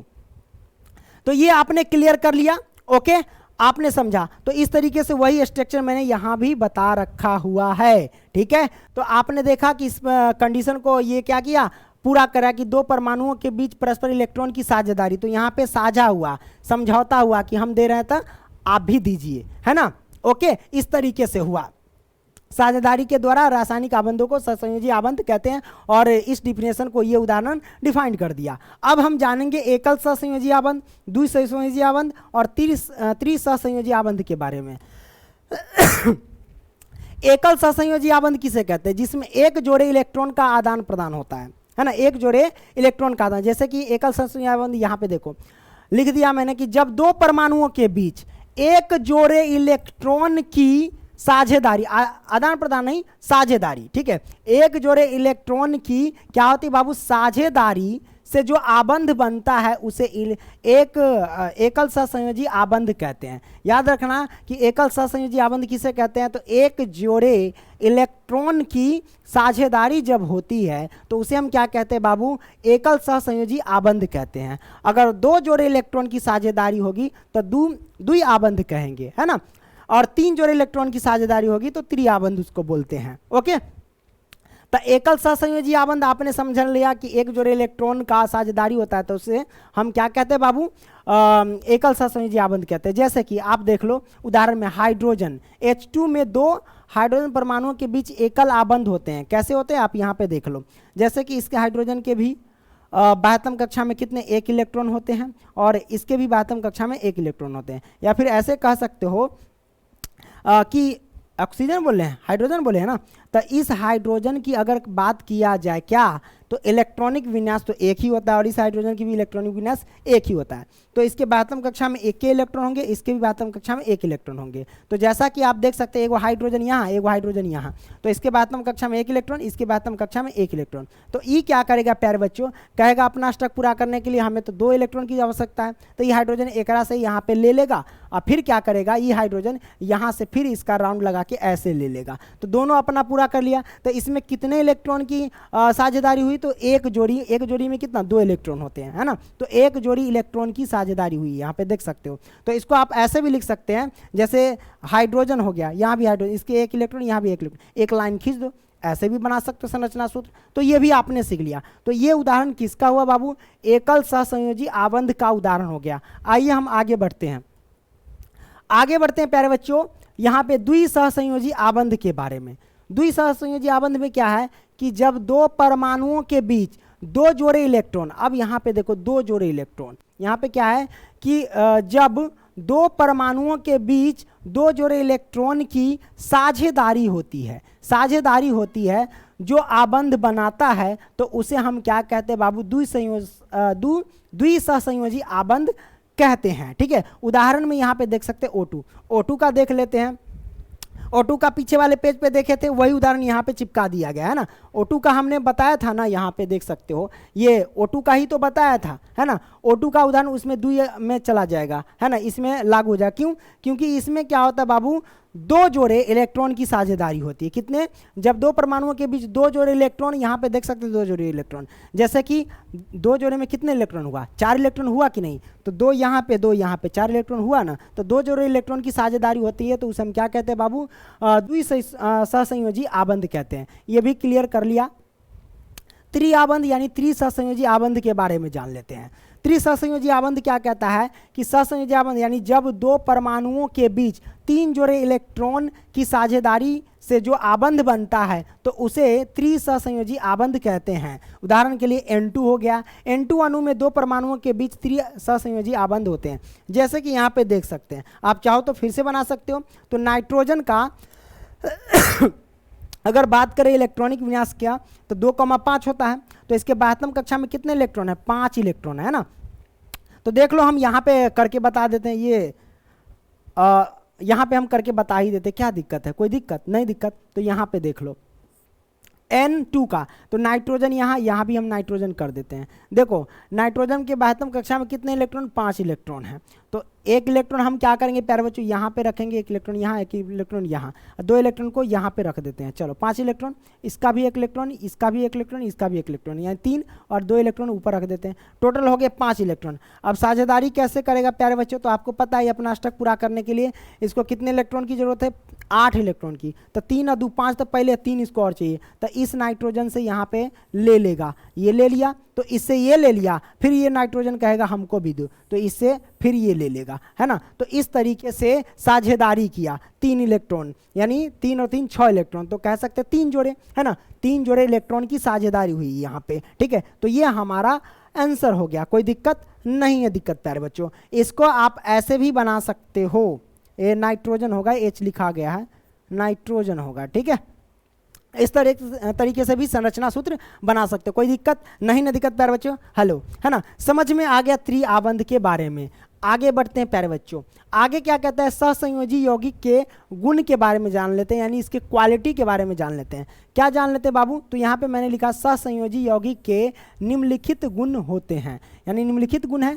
पहला गुण क्या है, ये सामान्यतः द्रव यानी लिक्विड फॉर्म में, द्रव या गैसीय अवस्था में पाए जाते हैं। या तो बाबू ये लिक्विड फॉर्म में होगा या ये गैस के फॉर्म में होगा। कौन, तो सहसंयोजी यौगिक का ये गुण है, यानी सहसंयोजी जो भी होंगे वो इस फॉर्म में होते हैं, या तो लिक्विड या तो फिर गैस के फॉर्म में। दूसरा, इनका गलनांक व क्वथनांक कम होता है। इनका जो गलनांक होता है, जिस टेम्परेचर पे कोई भी चीज़ गलने लगता है तो उसे हम गलनांक कहते हैं, और जिस टेम्परेचर पे कोई भी चीज़ उबलने लगता है तो उसे हम क्वथनांक कहते हैं।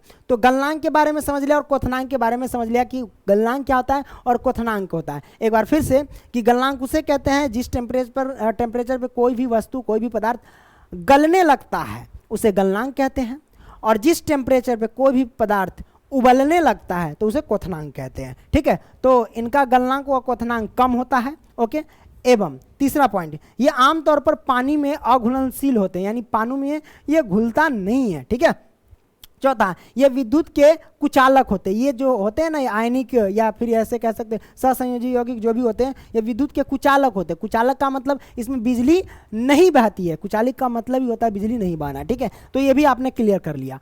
आगे वाले पॉइंट पे चलते हैं, कार्बन एवं उसके यौगिक में। आगे पॉइंट है अपरूप। अपरूपता के बारे में जान लेते हैं, या अप्रूप कह लो, है देख लो अप्रूप के बारे में। कार्बन के कितने अप्रूप? 3 अप्रूप होते हैं। कौन कौन? यहाँ पे देख सकते हो, हीरा, ग्रेफाइट और फुलरीन, ये 3 अप्रूप होते हैं। आमतौर पर एग्जाम में पूछ दिया जाता है कि कार्बन के 2 अप्रूप के नाम बताएं, तो आप देखते हैं कि हीरा और ग्रेफाइट ज़्यादातर दिखने को मिलता है ना। देख सकते हो यहाँ पे हीरा बेचारा मूव कर रहा है ना, खूब घूम रहा है। यहाँ पे फुलरीन मूव कर रहा है दिख रहा है कि नहीं दिख रहा है? दिख रहा होगा। तो यहाँ पे अप्रूप के बारे में जान लेते। देखिए, एक ही तत्वों के भिन्न, क्या कहता है? एक ही तत्वों के भिन्न भिन्न रूप जिसके रासायनिक गुण, यहाँ पे क्या है? रासायनिक गुण समान लेकिन भौतिक गुण अलग अलग होते हैं, उसे हम अपरूप कहते हैं। कार्बन के 3 अपरूप होते हैं जो निम्न प्रकार है। ये 3 अपरूप है निम्न प्रकार। तो यहाँ पे समझने वाली बात क्या है? कहता है कि एक ही तत्वों के जैसे कार्बन के 3 अपरूप, कार्बन एक ही तत्व है, उनके ये 3 अपरूप है। तो यहाँ पे देखो कि एक ही तत्वों के भिन्न भिन्न रूप यानी अलग अलग रूप जिसके रासायनिक गुण समान होते हैं। प्यारे बच्चों, रासायनिक गुण समान का मतलब समझ रहे हैं? रासायनिक गुण समान का मतलब ये हुआ, जैसे कि अगर ये हीरा है तो हीरा को अगर गर्म करते हैं यानी जलाते हैं तो कार्बन निकलता है। उसी तरीके से ग्रेफाइट को जलाते हैं तो इससे भी कार्बन डाइऑक्साइड निकलता है ना। तो कहने का मतलब जलाने पर अगर एक ही चीज आ रहा है तो ये रासायनिक परिवर्तन हो गया यानी रासायनिक गुण हो गया। अब हम समझते हैं कि भौतिक गुण क्या होता है। तो भौतिक गुण होता है जैसे कि प्यारे बच्चों ये हीरा है तो हीरा क्या होता है प्यारे बच्चों? भंगुर होता है। और ग्रेफाइट भी क्या होता है प्यारे बच्चों? भंगुर ही होता है। ठीक है, अगर हीरा को अगर मारोगे कस करके तो क्या होगा? ये फट जाएगा। और ग्रेफाइट को भी मारोगे कस करके तो ये फट जाएगा। ठीक है, तो भौतिक गुण के बारे में जान लिए और रासायनिक गुण के बारे में जान लिए। यहाँ पे है हीरा, ग्रेफाइट, ये फ्लोरीन, ये तीनों के बारे में जान लिया कि तीनों ये क्या है? कार्बन के अपरूप है। ये काफ़ी ज़्यादा इंपॉर्टेंट भी है। ओके, कोई दिक्कत नहीं है, दिक्कत प्यारे बच्चों, है ना। आगे बढ़ते हैं। यहाँ पे क्या है? ये तो हीरा एकदम डायमंड जो है घूम रहा है ना, एकदम मज़ा से। देख लो, अरे रोशनी इसमें से ना निकल रहा है कि? ना ही निकल रहा है। चलो आगे बढ़ते हैं। यहाँ पे जान लेते हैं हीरा और ग्रेफाइट में अंतर। हीरा और ग्रेफाइट में अंतर जानेंगे प्यारे बच्चों, एग्जाम में आ जाता है कई बार, है ना। तो चलिए जान लेते हैं ग्रेफाइट क्या होता है, हीरा क्या। अच्छा, यहाँ पे मैंने आपको नहीं बताया कि ग्रेफाइट क्या होता है प्यारे बच्चों। देखो ग्रेफाइट क्या होता है, जैसे पेंसिल है ना, पेंसिल में ये काला कलर का जो है यही ग्रेफाइट होता है। ग्रेफाइट का यूज हम कहाँ करते हैं प्यारे बच्चों? चिकना चीज़, जहाँ जैसे घर्षण कम करने के लिए। कोई भी चीज़ जहाँ पे घर्षण होती है, जैसे कोई पीसता ऐसे से रगड़ता है तो उस बीच में अगर डाल देते हैं तो वहाँ पे क्या होता है? घर्षण कम होता है यानी घिसता कम है वो वस्तु। तो वहाँ भी इसका हम यूज करते हैं प्यारे बच्चों। हीरा का तो आप जानवे करते हैं, किस में यूज करते हैं बाबू? तो डायमंड वगैरह, मतलब आभूषण वगैरह सब बनाने के लिए हम यूज कर लेते हैं इसका। आगे देखते हैं हीरा और ग्रेफाइट में अंतर। क्या है अंतर? दोनों में जान लेते हैं प्यारे बच्चों। यहाँ पे क्या है? पहला, हीरा प्राकृतिक में कठोर पदार्थ है। हीरा तो आपको पता है कि सबसे कठोर पदार्थ कौन है प्रकृति में? तो हीरा ही, इस बात को ध्यान रखना। ठीक है, और वहीं हम बात कर ले दूसरा इसमें तो इसकी संरचना त्रियामी होती है। इसकी संरचना कैसी होती है बाबू? त्रियामी होती है, एवं इसका गलनांक बहुत उच्च होता है। और उसी तरीके से अगला देख लेते हैं, यह विद्युत का कुचालक होता है, यानी इसमें विद्युत नहीं बहता हीरा में। पांचवा, यह पारदर्शी होता है, यानी इसके आर पार हम देख सकते हैं। ठीक है, हीरा पारदर्शी होता है। वही हम ग्रेफाइट की बात करें तो ग्रेफाइट क्या है प्यारे बच्चों? ग्रेफाइट एक कोमल पदार्थ होता है। जैसे आप देखोगे, अब कटर से भी क्या करते हो, अगर छेपते हो तो वो जो ग्रेफाइट काला कलर के निकलता है वही ग्रेफाइट होता है। ये बहुत कोमल होता है, भंगुर होता है, ऐसे ही टूट जाता है ना। और ये विद्युत का चालन होता है, यानी विद्युत का चालक होता है। इसमें बिजली बहती है ग्रेफाइट में। दूसरा, इसकी संरचना षटकोणीय होते हैं। तीसरा, इसका गलनांक हीरे के गलनांक से काफ़ी कम होता है। इसका गलनांक जो यानी गलने का जो टेम्परेचर होता है, हीरे तो काफ़ी ऊंच हो गया लेकिन इसका काफ़ी कम होता है। ठीक है, वही हम बात कर लेते चौथा, यह विद्युत का सुचालक होता है, यानी इसमें बिजली बहती है। और यह अपारदर्शी होता है, यानी इसके आर पार हम देख नहीं सकते हैं प्यारे बच्चों। यह भी क्लियर कर लिया। अब जानते हैं फ्लोरीन के बारे में। जैसे कि यहाँ पे देख सकते हैं फ्लोरीन, ये खूब आराम से मूव कर रहा है। इसके बारे में जान लेते हैं फ्लोरीन के बारे में। ये क्या चीज़ है? देखो, यह कार्बन का अपरूप है। कार्बन के अपरूप 3 हैं, हीरा, ग्रेफाइट और फ्लोरीन। तो आपने पहला पॉइंट देखा कि यह जो है कार्बन का अपरूप है। दूसरा, यह गोलाकार अणुओं के रूप में परस्पर 60 कार्बन के परमाणुओं से जुड़े होते हैं। कहने का मतलब ये जो आप देख रहे हैं ना फुलरीन, ये भी फुलरीन का चित्र है, ये 60 कार्बन के परमाणुओं से जुड़ करके बने होते हैं। इस बात को समझ लिया। अगला पॉइंट है यहाँ पे ये पॉइंट, यह फुटबॉल जैसा गोल होता है। देख सकते हो ये फुटबॉल जैसा गोल ही है फुलरीन, है ना। वही हम बात करते हैं। इसका खोज बकमिंस्टर, क्या है, बकमिंस्टर है ना। इसका खोज बकमिंस्टर फुल नामक अमेरिकी वैज्ञानिक ने किया। फुलरीन का खोज कहाँ के वैज्ञानिक ने किया, तो अमेरिका के वैज्ञानिक ने किया। उसका नाम क्या है प्यारे बच्चों, तो बकमिंस्टर फुल नामक, है ना, फुल नाम, बकमिंस्टर फुल कह सकते हो। तो इन्हीं के नाम पर फुलरीन पड़ा हुआ है। ओके, तो ये भी आपने समझ लिया। अगला पॉइंट है, फुलरीन ना तो अत्यधिक कठोर है और ना ही मुलायम होता है। फुलरीन जो होता है ना तो ज़्यादा कठोर होता है और ना ही मुलायम होता है, ये बीच का होता है, ठीक है। आगे, फुलरीन के एक अणु में कार्बन परमाणुओं के 20 षटभुज तथा 20 पंचभुज होते हैं। यहाँ पे क्या कहता है, 20 षटभुज तथा 20 पंचभुज। पंचभुज क्या है और षटभुज क्या है, जरा ध्यान से देख लो प्यारे बच्चों। ऊपर से आप जो देख रहे हैं ये लाइनिंग इस तरीके से ये हमारे क्या है प्यारे बच्चों, षटभुज है। 1 2 3 4 5 6, है ना। हमारे पास क्या है प्यारे बच्चों, षटभुज, और बीच में क्या है प्यारे बच्चों, पंचभुज है ना। ओके, आपने ये भी क्लियर कर लिया षटभुज और पंचभुज के बारे में। तो 20 षटभुज तथा 20 पंचभुज होते हैं। ओके, चलिए अब हम क्या करते हैं प्यारे बच्चों, आगे हम बढ़ते हैं। आगे यहाँ पे देख लेते हैं फुलरीन का उपयोग। अभी जो फुलरीन मैंने पढ़ा था कार्बन के अपरूप, उसका उपयोग जान लेते हैं प्यारे बच्चों। यहाँ पे दिया गया है कि अर्धचालक यानी फुलरीन जो होते हैं ना, उपयोग जानेंगे ही। तो फुलरीन क्या, अर्धचालक के रूप में इसका उपयोग करते हैं। फुलरीन का उपयोग किसमें, अर्धचालक के रूप में उपयोग करते हैं। देन दूसरा, फुलरीन का उपयोग अतिचालक के रूप में उपयोग करते हैं। देन तीसरा, स्नेहक के रूप में उपयोग करते हैं। और चौथा, उत्प्रेरक के रूप में करते हैं। और इन सभी के रूप में किया जा सकेगा, ऐसा लिखा रहा है, यानी इन सभी के रूप में क्या किया जाएगा, उपयोग किया जा सकेगा। इसका मतलब ये हुआ कि रिसर्च इस पर क्या हुआ, चल रही है, अभी तक उपयोग किया नहीं गया है। लिख दिया है कि इन सभी के रूप में किया जा सकता है, उपयोग किया जा सकेगा, मतलब अभी उपयोग नहीं हुआ है ना। इस पर शोध चल रहा है।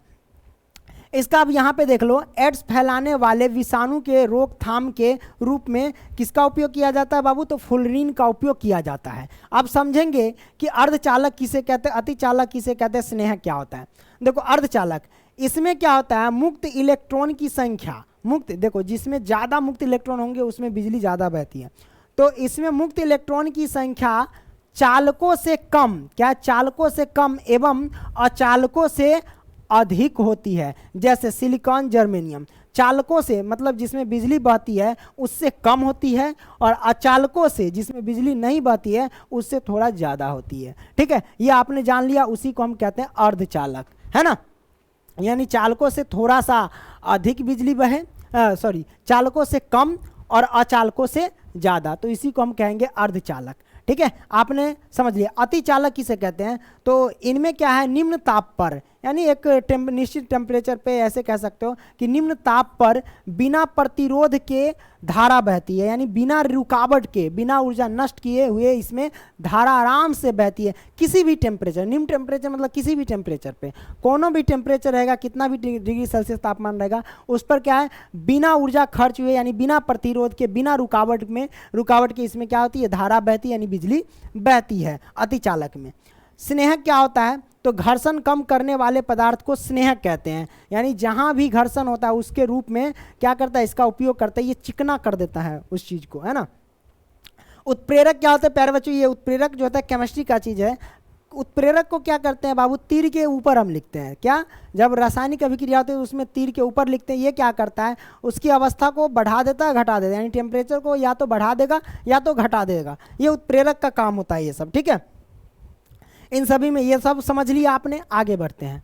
आगे क्या है प्यारे बच्चों, यहाँ पे देख सकते हो कि समावयवता क्या है। समावयवता, ऐसे यौगिक जिसका अणुसूत्र समान हो लेकिन संरचना अलग अलग हो, ऐसे यौगिक को समावयवता कहते हैं। यानी ऐसे यौगिक जिसका अणुसूत्र समान हो, यानी सूत्र समान हो। जैसे कि इसका सूत्र क्या होगा प्यारे बच्चों, तो इसका सूत्र सी क्या हो, 1 2 3 4 गो, तो C4, और अब देख लो कि हाइड्रोजन कितने हैं, तो 4 4 8 2 10 यानी H10 है ये, है ना। तो ये अणुसूत्र हो गया प्यारे बच्चों ब्यूटेन का। अब इसका भी अणुसूत्र देख लो तो वही बात है, इसका भी अणुसूत्र क्या होता है, C4H10 है ना। तो अणुसूत्र क्या है प्यारे बच्चों, दोनों का समान है, लेकिन संरचना क्या है, इसका संरचना अलग है, इसका संरचना अलग है प्यारे बच्चों। इसीलिए हम इसको कहेंगे क्या, समयावता। तो समयावता किसे कहते हैं, ऐसे यौगिक जिसका अणुसूत्र समान हो लेकिन संरचना अलग अलग हो, ऐसे यौगिक को समयावता कहते हैं प्यारे बच्चों। तो इन सभी को समझेंगे प्यारे बच्चों हाइड्रोकार्बन की मदद से। जब हम हाइड्रोकार्बन समझेंगे तो इसी में हम एल्केन श्रेणी के जितने भी सूत्र हैं उन सभी को ज्ञात करेंगे, एल्काइन श्रेणी के, एल्केन श्रेणी के, इन श्रेणी के जितने भी सूत्र होते हैं उन सभी को हम निकालना आपको सिखा देंगे, फिर आपको IUPAC नामाकरण सिखाएंगे, ठीक है। तो जैसा कि आप देख लो हाइड्रोकार्बन मैंने लिखा, क्या लिखा है प्यारे बच्चों, हाइड्रोकार्बन। आखिर हाइड्रोकार्बन कहते किसे प्यारे बच्चों, वो हम समझेंगे हाइड्रोकार्बन। तो हाइड्रोकार्बन कैसे कहते किसे प्यारे बच्चों, तो कार्बन और हाइड्रोजन से बनने वाले यौगिक को हाइड्रोकार्बन कहते हैं। यानी हाइड्रोकार्बन में सिर्फ कार्बन और हाइड्रोजन की ही बात होती है प्यारे बच्चों, है ना, दूसरा किसी चीज की बात नहीं होती है। अतनी पानी पी लेते हैं तो लोग कहता है था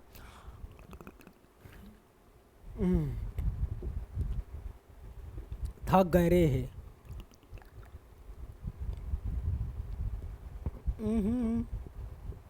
हेलो, आवाज आ रही है?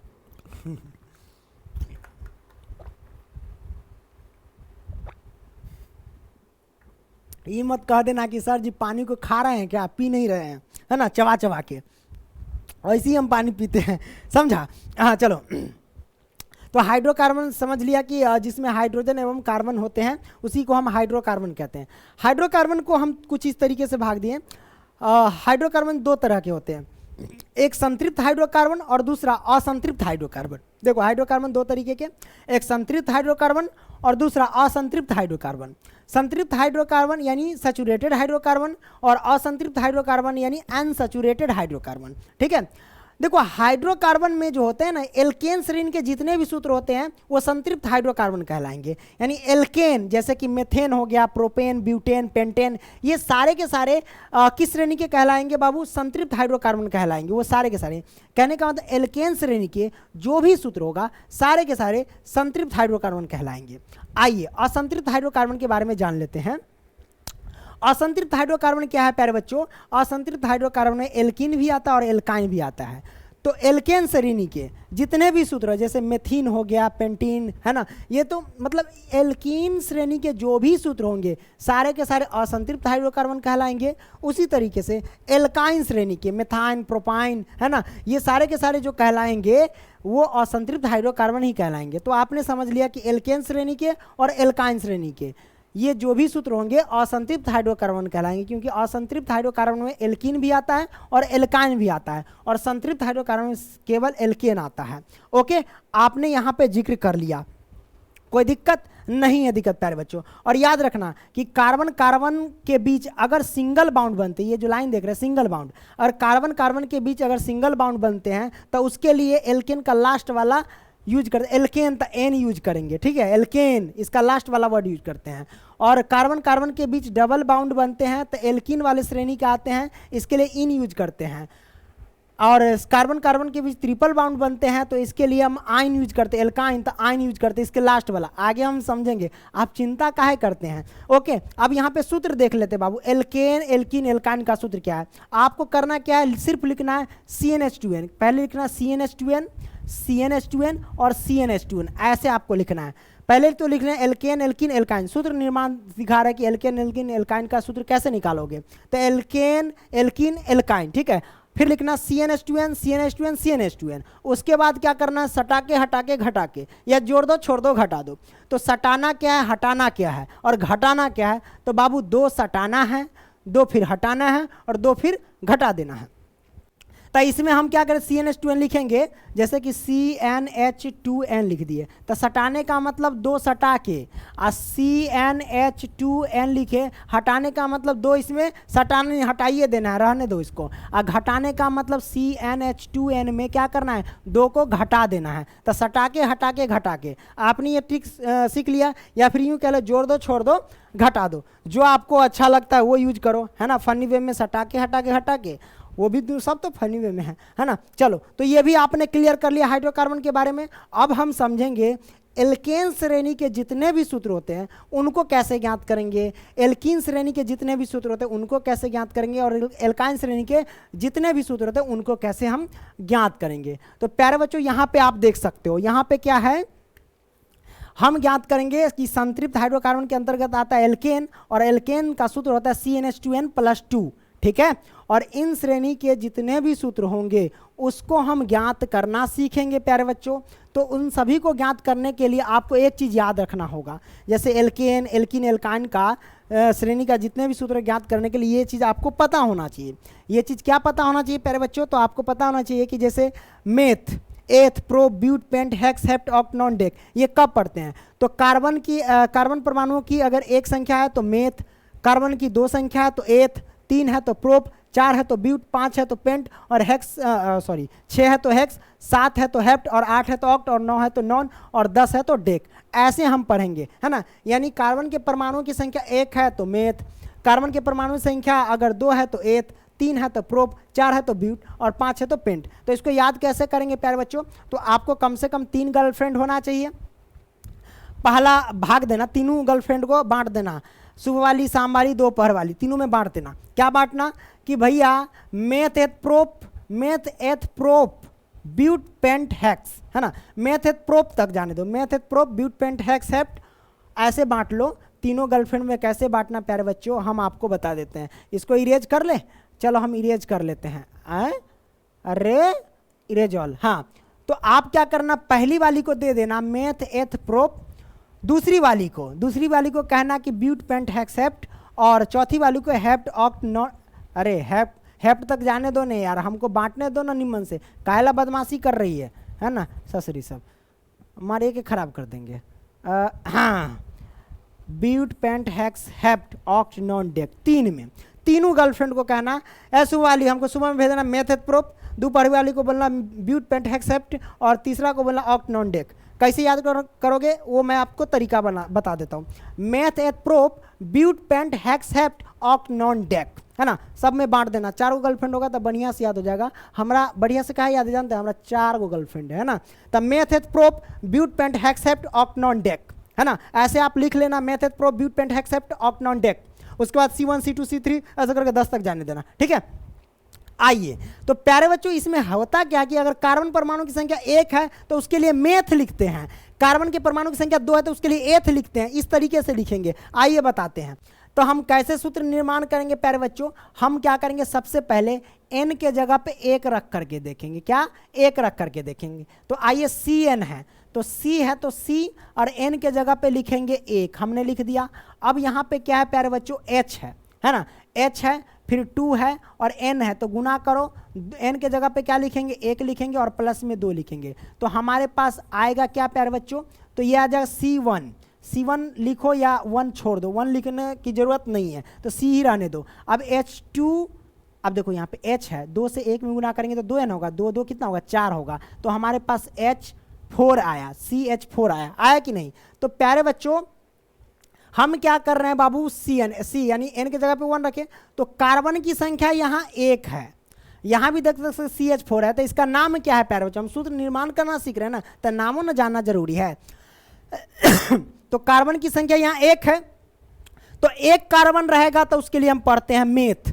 देखो C1 है ना, तो अगर कार्बन परमाणु की संख्या 1 है तो उसके लिए पढ़ते हैं मेथ, तो हम पढ़ेंगे इसके लिए बाबू मेथ, ठीक है, क्या पढ़ेंगे, मेथ, है ना। अब देखना कि ये किस श्रेणी के हैं, ये किस श्रेणी के है प्यारे बच्चों, तो आप कहेंगे सर ये तो एल्केन श्रेणी के है, तो जब ये एल्केन श्रेणी के है तो इसके लास्ट वाला लगा देंगे n, तो मेथ जोड़ n तो हो जाएगा मेथेन।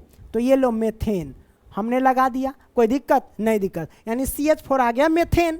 उसी तरीके से n के जगह पे अगर हम 2 रखते हैं, यानी CnH2n+2 है ना, तो n के जगह पे 2 रखें, फिर H है, फिर 2 है, n के जगह पे गुना हो जाएगा ना, n के जगह पे 2 और प्लस के 2। जब इसको सॉल्व करेंगे तो क्या होगा बाबू, C2H कितना होगा, 2 दूनी 4, 4 और 2 6, C2H6 होगा। अब इसका नाम क्या होगा प्यारे बच्चों, तो कार्बन की 2 संख्या यानी कार्बन के परमाणु की संख्या 2 है तो उसके लिए एथ पढ़ेंगे, तो हम लिखेंगे प्यारे बच्चों एथ, और किस श्रेणी का है, तो बाबू ये एल्केन श्रेणी का है। तो जब ये एल्केन श्रेणी का आ गया तो इसके लास्ट वाला जोड़ेंगे एन, तो एथ जोड़ एन एथेन, तो हमने लिख दिया एथेन।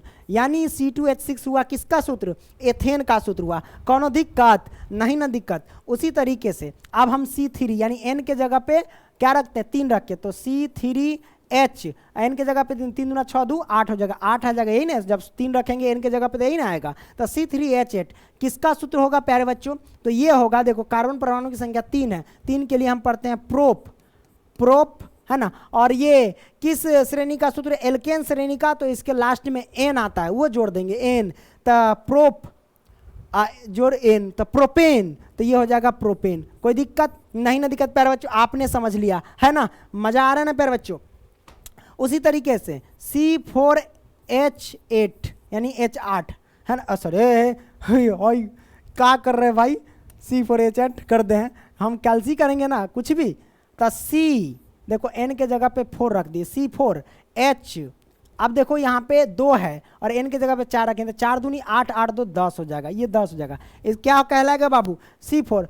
तो बाबू कार्बन परमाणु की संख्या 4 है, उसके लिए ब्यूट पढ़ते हैं, क्या पढ़ते हैं बाबू, ब्यूट पढ़ते हैं है ना। लेकिन लास्ट वाला किस श्रेणी के, एल्केन श्रेणी का है, तो इसके लास्ट में आता है एन, वो एन जोड़ देंगे, तब ब्यूटेन हो जाएगा, हमारे पास ब्यूटेन आ गया। इसी तरीके से आप सभी को निकाल सकते हैं है ना, ब्यूटेन, पेंटेन, हेक्सेन, हेप्टेन, ऐसे करके निकाल सकते हैं सभी, कोई दिक्कत नहीं। तो आपने सीखा कि एल्केन श्रेणी के जितने भी सूत्र हैं उन सभी को हम कैसे निकाल सकते हैं उसके बारे में, ठीक है।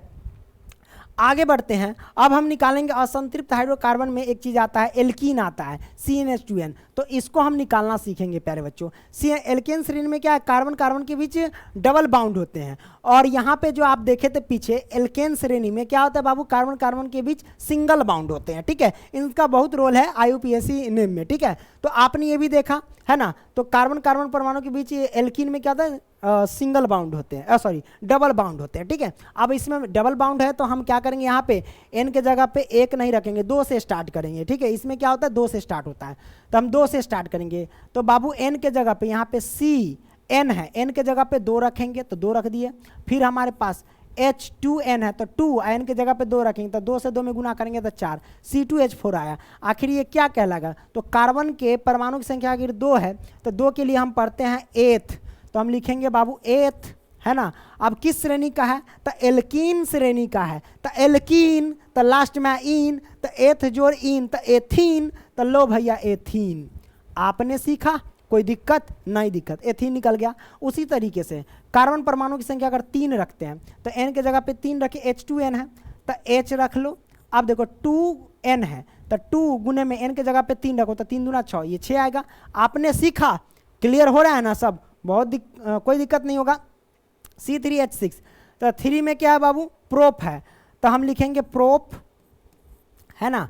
लेकिन ये एल्कीन श्रेणी का है, एल्कीन, तो लास्ट में इन, तो प्रोप में जोड़ेंगे इन, प्रोप जोड़ इन, प्रोपीन, लो भैया प्रोपीन हमने कर दिया। उसी तरीके से अब क्या करेंगे, N के जगह पे 4 रखेंगे, H2N है, तो N के जगह पे 4, 4 दूनी 8 हो जाएगा प्यारे बच्चों। तो क्या हो गया हमारे पास, क्या होगा ये, तो हमारे पास देख सकते कार्बन परमाणु की संख्या 4 है, तो ये है ब्यूट, तो हम लिखेंगे ब्यूट किस श्रेणी का है, एल्कीन श्रेणी का, तो लास्ट में इन, तो हो जाएगा ब्यूटीन। लो भैया ब्यूटीन, इसी तरीके से सब नहीं, butene, pentene, hexene, heptene, octene, nonene, decane है ना। तो इस तरीके से सबका आप निकाल सकते हैं, कोई दिक्कत नहीं दिक्कत प्यारे बच्चों। तो हमने ये आपको एल्कीन श्रेणी के जितने भी सूत्र हैं उसको ज्ञात करना आपको बता दिया, करेक्ट ना। आगे क्या बढ़ते हैं प्यारे बच्चों, आगे ले लेते हैं, आगे लेते हैं, हेलो हेलो, हाँ देखना पड़ता है। असंतृप्त हाइड्रोकार्बन में एल्काइन श्रेणी के जितने भी सूत्र हैं उसको हम ज्ञात करना देखेंगे, ठीक है। तो हम N के जगह पे 1 रख करके इस सब में नहीं देखते हैं, असंतृप्त हाइड्रोकार्बन 2 रख करके देखते हैं। हम क्या करेंगे प्यारे बच्चों, CN के जगह पे रख दिए 2, अब बचा H। अब देखो 2N है, तो 2 गुने में N के जगह पे 2 रखेंगे, तो 2 से N में गुना करेंगे तो 4 हो जाएगा, और 4 में से 2 घटाएंगे तो 2 ही ना होगा, तो 2 हो जाएगा, यानी C2H2 आएगा। आप सॉल्व कर लेना, नहीं सॉल्व हो जाएगा ना बाबू। CN, N के जगह पे 2 रख करके देखिए, 2H, एक तो रखेंगे नहीं इसमें असंतृप्त हाइड्रोकार्बन में। अब यहाँ H2N है, तो देखो बाबू 2 और N के जगह पे 2 रखेंगे, 2 से 2 में गुना करेंगे 4, 4 में से 2 जाएगा तो 2, तो C2H2। तो भाई यहाँ पे एथ है, कार्बन परमाणु की संख्या अगर 2 रहती है, देखो कार्बन 2 है तो कार्बन परमाणु की संख्या 2 रखती है, तो उसके लिए एथ पढ़ते हैं। क्या पढ़ते हैं? एथ पढ़ते हैं। लेकिन किस श्रेणी का? एल्काइन श्रेणी का है। तो लास्ट में आइन, एथ जोड़ आइन, एथाइन, एथाइन हो जाएगा बाबू, एथाइन। उसी तरीके C3H क्या होगा? 3 रखेंगे तो 2 3 6, 6 में से 2 जाएगा तो कितना होगा बाबू? 4 होगा, है ना। 6 में से 2 जाएगा तो 4। C3H4 किसका सूत्र हो जाएगा बाबू?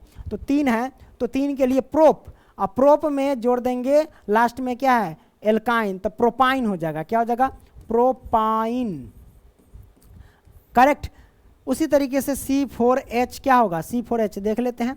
हमारे पास C4 इनके जगह पे 4, 4 दूनी 8, 8 में से 2 गया तो फिर क्या होगा? 6, है ना। 8 में से 2 जाएगा तो 6, C4H6 आया। ये किसका हो जाएगा बाबू?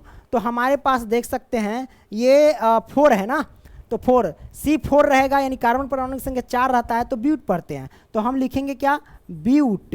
लेकिन किस श्रेणी का है? अंत में लगाएंगे। किस श्रेणी का? एल्काइन श्रेणी का। एल्काइन लास्ट में आइन, तब ब्यूट जोड़ आइन, ब्यूटाइन, है ना, ब्यूटाइन। ठीक है, ये इसका सूत्र हो गया। इसी तरीके से सबका निकाल सकते हो, कोई दिक्कत नहीं है। दिक्कत प्यारे बच्चों, आगे बढ़ते हैं। तो ये आपने देख लिया। हाँ, और एल्काइन श्रेणी में क्या होगा बाबू? याद रखना, कार्बन कार्बन के बीच ट्रिपल बाउंड बनते हैं। कार्बन कार्बन के बीच अगर ट्रिपल बाउंड बनते हैं तो वो एल्काइन श्रेणी के होते हैं। चलिए अब हम क्या करते हैं? आगे बढ़ते हैं। ये हमारे पास क्या है? जैसे कि एल्केन, एल्कीन, एल्काइन का हमने सब कुछ बताया था, है ना, सामान्य सूत्र। उसी तरीके से यहाँ निकल के रख दिया मैंने इस टेबल में, जैसे कि मेथेन, एथेन, है ना, दूसरा कलर, है ना, methane, ethane, propane, butane, pentane, hexane, heptane. उसी तरीके से ethene, propene, butene, pentene, hexene, है ना, heptene, ethyne, propyne, butyne, pentyne, hexyne, heptyne. इस तरीके से आप निकाल सकते हो, है ना। तो हमने यहाँ पे रख दिया इस टेबल को, ध्यान से आप लोग याद कर लेना। ओके, या तो याद करने की जरूरत नहीं, निकालना तो सिखा दिया ना। आगे बढ़ते प्यारे बच्चों, यहाँ पे देखो कार्बन एवं उसके यौगिक में ये देखो, ये संरचना सूत्र है, और संरचना सूत्र दिया रहता है और कहेगा IUPAC नाम निकाल करके बताओ। तो आइए हम क्या करते हैं अब प्यारे बच्चों? IUPAC नामाकरण हम करते हैं। चलो IUPAC नामाकरण करने के लिए फिर आपको क्या चीज़ याद करना है? देखना ध्यान से प्यारे बच्चों, 1 से लेकर के 10 तक, meth, eth, pro, but, pent, hex, hept, octane, dec, है ना।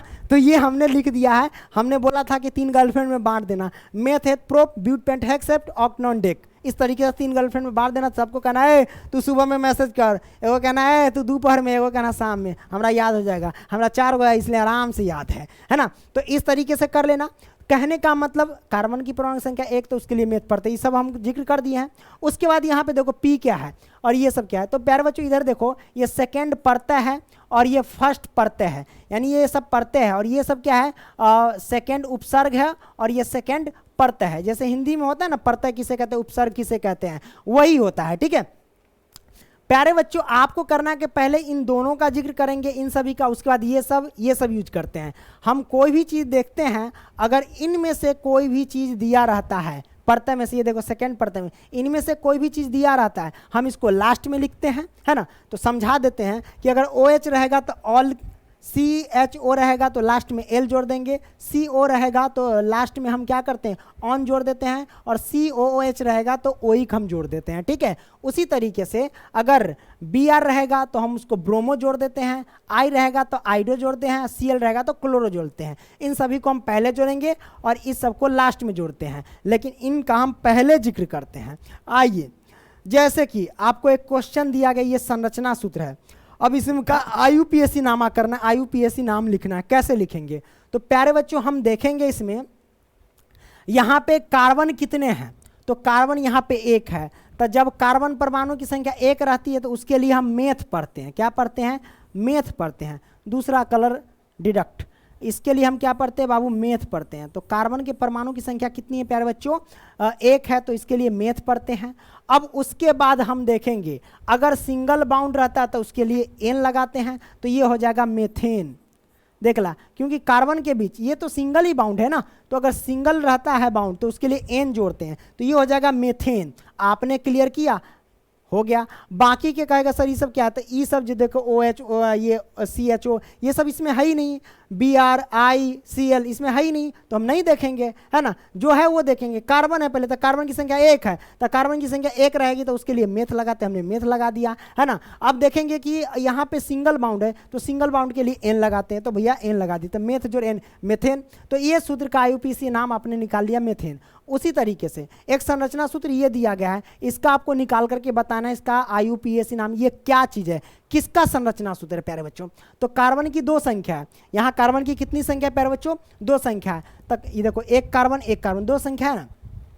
अगर कार्बन की 2 संख्या होती है तो उसके लिए हम लगाते हैं क्या, एथ, क्या लगाते हैं प्यारे बच्चों, एथ, है ना। अब यहाँ पे देखो कि कार्बन कार्बन के बीच क्या सिंगल बाउंड है, कार्बन कार्बन के बीच क्या है प्यारे बच्चों, सिंगल बाउंड रहेगा, तो N जोड़ते हैं, तो ये हो जाएगा एथेन, एथ जोड़ N एथेन।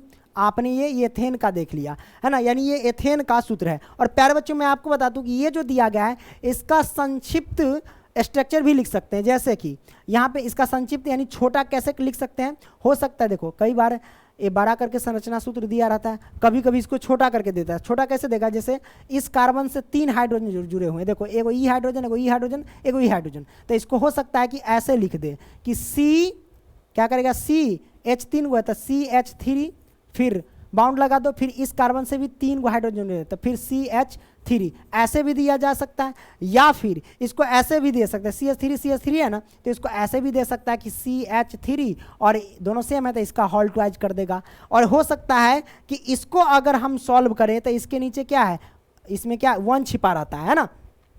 तो आप कहोगे क्या, 2 से 1 में गुना करेंगे तो क्या होगा 2, और 3 से 2 में गुना करेंगे तो क्या होगा 6 होगा, तो C2H6 आ गया। कहने का मतलब हम देख सकते हैं संरचना सूत्र से हम सूत्रे ज्ञात कर दिए, है ना। तो हो सकता है ये ना दे करके ये दिया रहे, ज़्यादातर ये भी दे देता है। तो हमने इससे क्या किया, इस संरचना सूत्र से पुनः एक सूत्र बना लिया। C2H6 का ये हमारे पास क्या है, सूत्र है। C2H6 का ये सूत्र है, किसका, यानी एथीन का। एथीन का सूत्र क्या है प्यारे बच्चों, C2H6 क्या है, एथीन है, सॉरी एथेन है। एथेन का रासायनिक सूत्र हमने ज्ञात कर लिया इस क्या कहते हैं स्ट्रक्चर से, एथेन। एथेन का सूत्र C2H6 होता है, हमने ज्ञात कर लिया, कोई दिक्कत नहीं, दिक्कत प्यारे बच्चों। आगे बढ़ते हैं, तीसरा प्रश्न देखिए, कहे थे ना कि दे देगा, अल्लो दे दिया, यहाँ पे वही जिक्र कर दिया। CH3 मतलब ये क्या है, इसको ऐसे लिख सकते हो कि कार्बन यहाँ पे एगो कार्बन है और इससे हाइड्रोजन 3 गो जुड़ा है, तो इस तरीके से हाइड्रोजन एगो, इधर भी हाइड्रोजन एगो, इधर भी हाइड्रोजन एगो, इस तरीके से जुड़ा हुआ है। फिर उसके बाद CH2 है, तो कहने का मतलब कार्बन, इस कार्बन से हाइड्रोजन क्या गो, एगो एगो नीचे, ऐसे हाइड्रोजन जुड़ा हुआ है। फिर आप कह सकते हो कि इस CH2 है, तो यहाँ पे इस कार्बन से हाइड्रोजन क्या को जुड़ा है, एगो एगो नीचे, इस तरीके से हाइड्रोजन जुड़ा हुआ है। सबको इस तरीके से लिख दे, फिर यहाँ से OH हो गया, है ना। इस तरीके से दिया गया है और इसी चीज़ को यहाँ पे संक्षिप्त में दे दिया था। हमको बताना है इसका IUPAC नामाकरण। कार्बन क्या गो संख्या, एगो कार्बन, 2 गो कार्बन, 3 गो कार्बन है। जब 3 गो कार्बन है प्यारे बच्चों, तो 3 गो के लिए हम क्या पढ़ेंगे बाबू, कार्बन की परमाणु संख्या 3, तो प्रोप पढ़ते हैं, हम लिख देंगे प्रोप। क्या लिखेंगे, प्रोप। अब इन सभी में देखोगे कार्बन कार्बन की सिंगल बाउंड है, क्या यहाँ पे सिंगल बाउंड है। जब सिंगल बाउंड रहता है तो उसके लास्ट में क्या होता है, N जोड़ते हैं, तो ये जाएगा प्रोपेन, यानी प्रोपेन का ये आया, किसका, प्रोपेन का आया। कोई दिक्कत नहीं है, दिक्कत प्यारे बच्चों। आपने क्या किया, इसको बेहतरीन तरीके से समझ लिया, कोई दिक्कत नहीं, दिक्कत। तो प्रोपेन का सूत्र, अच्छा, और लास्ट में OH भी है भाई, लास्ट में OH है। तो देखो OH इसमें से देखेंगे तो OH इधर दिया गया है, OH यहाँ पे दिया गया, तो इस सबको लास्ट में जोड़ते हैं, तो OH रहेगा तो ऑल है, OH के लिए हम ऑल लिखते हैं, लास्ट में जोड़ देते हैं। जैसे कि प्रोपेन है ना, जैसे कि कार्बन कार्बन के बीच क्या है प्यारे बच्चों, सिंगल बाउंड है। हम क्या पहले जिक्र करेंगे, इसको मिटा देते हैं क्योंकि हम उसको छोड़ देते हैं, नहीं तो आप कंफ्यूज हो जाएगा। चलो समझा देते हैं, कैसे समझोगे जरा ध्यान से देखना। क्या समझोगे कि कार्बन की संख्या 3 गो है, तो 3 कार्बन है, तो 3 कार्बन के लिए लगाते हैं प्रोप, तो हमने लगा दिया प्रोप प्लस में। उसके बाद कार्बन कार्बन के सिंगल बाउंड है, तो सिंगल बाउंड के लिए लगाते हैं N, तो हमने N लगा दिया। उसके बाद हमारे पास क्या है कि OH है, तो OH आप देखो यहाँ पे परता में है, तो इसको हम क्या करेंगे, बाद में जोड़ते हैं, यानी लास्ट में जोड़ते हैं। अगर इनमें से कोई रहता है तो इसको हम पहले जोड़ देते हैं, लेकिन इनमें से है तो इसको लास्ट में जोड़ेंगे। जैसे OH हो गया, CH हो गया, CO हो गया, COH हो गया, इन सबको लास्ट में जोड़ते हैं। तो उसी तरीके से OH आ गया तो इसको लिखेंगे ऑल, है ना, ऑल। तो सबको जोड़ेंगे तो क्या आएगा, प्रोप जोड़ N प्लस ऑल, तो ये हो जाएगा प्रोपेनॉल। प्रोप जोड़ N प्लस ऑल, प्रोपेनॉल। तो हम यहाँ पे लिखेंगे प्रोपेनॉल, प्रोपेनॉल। ठीक है, इस तरीके से हमने कर दिया प्रोपेनॉल। ओके, इसका सूत्र हो गया। तो ये जो हमारे पास दिया गया था संरचना सूत्र, वो किसका था तो प्रोपेनॉल का था। आपने ये भी क्लियर कर लिया, समझ में आई ना बात। आगे बढ़ते हैं।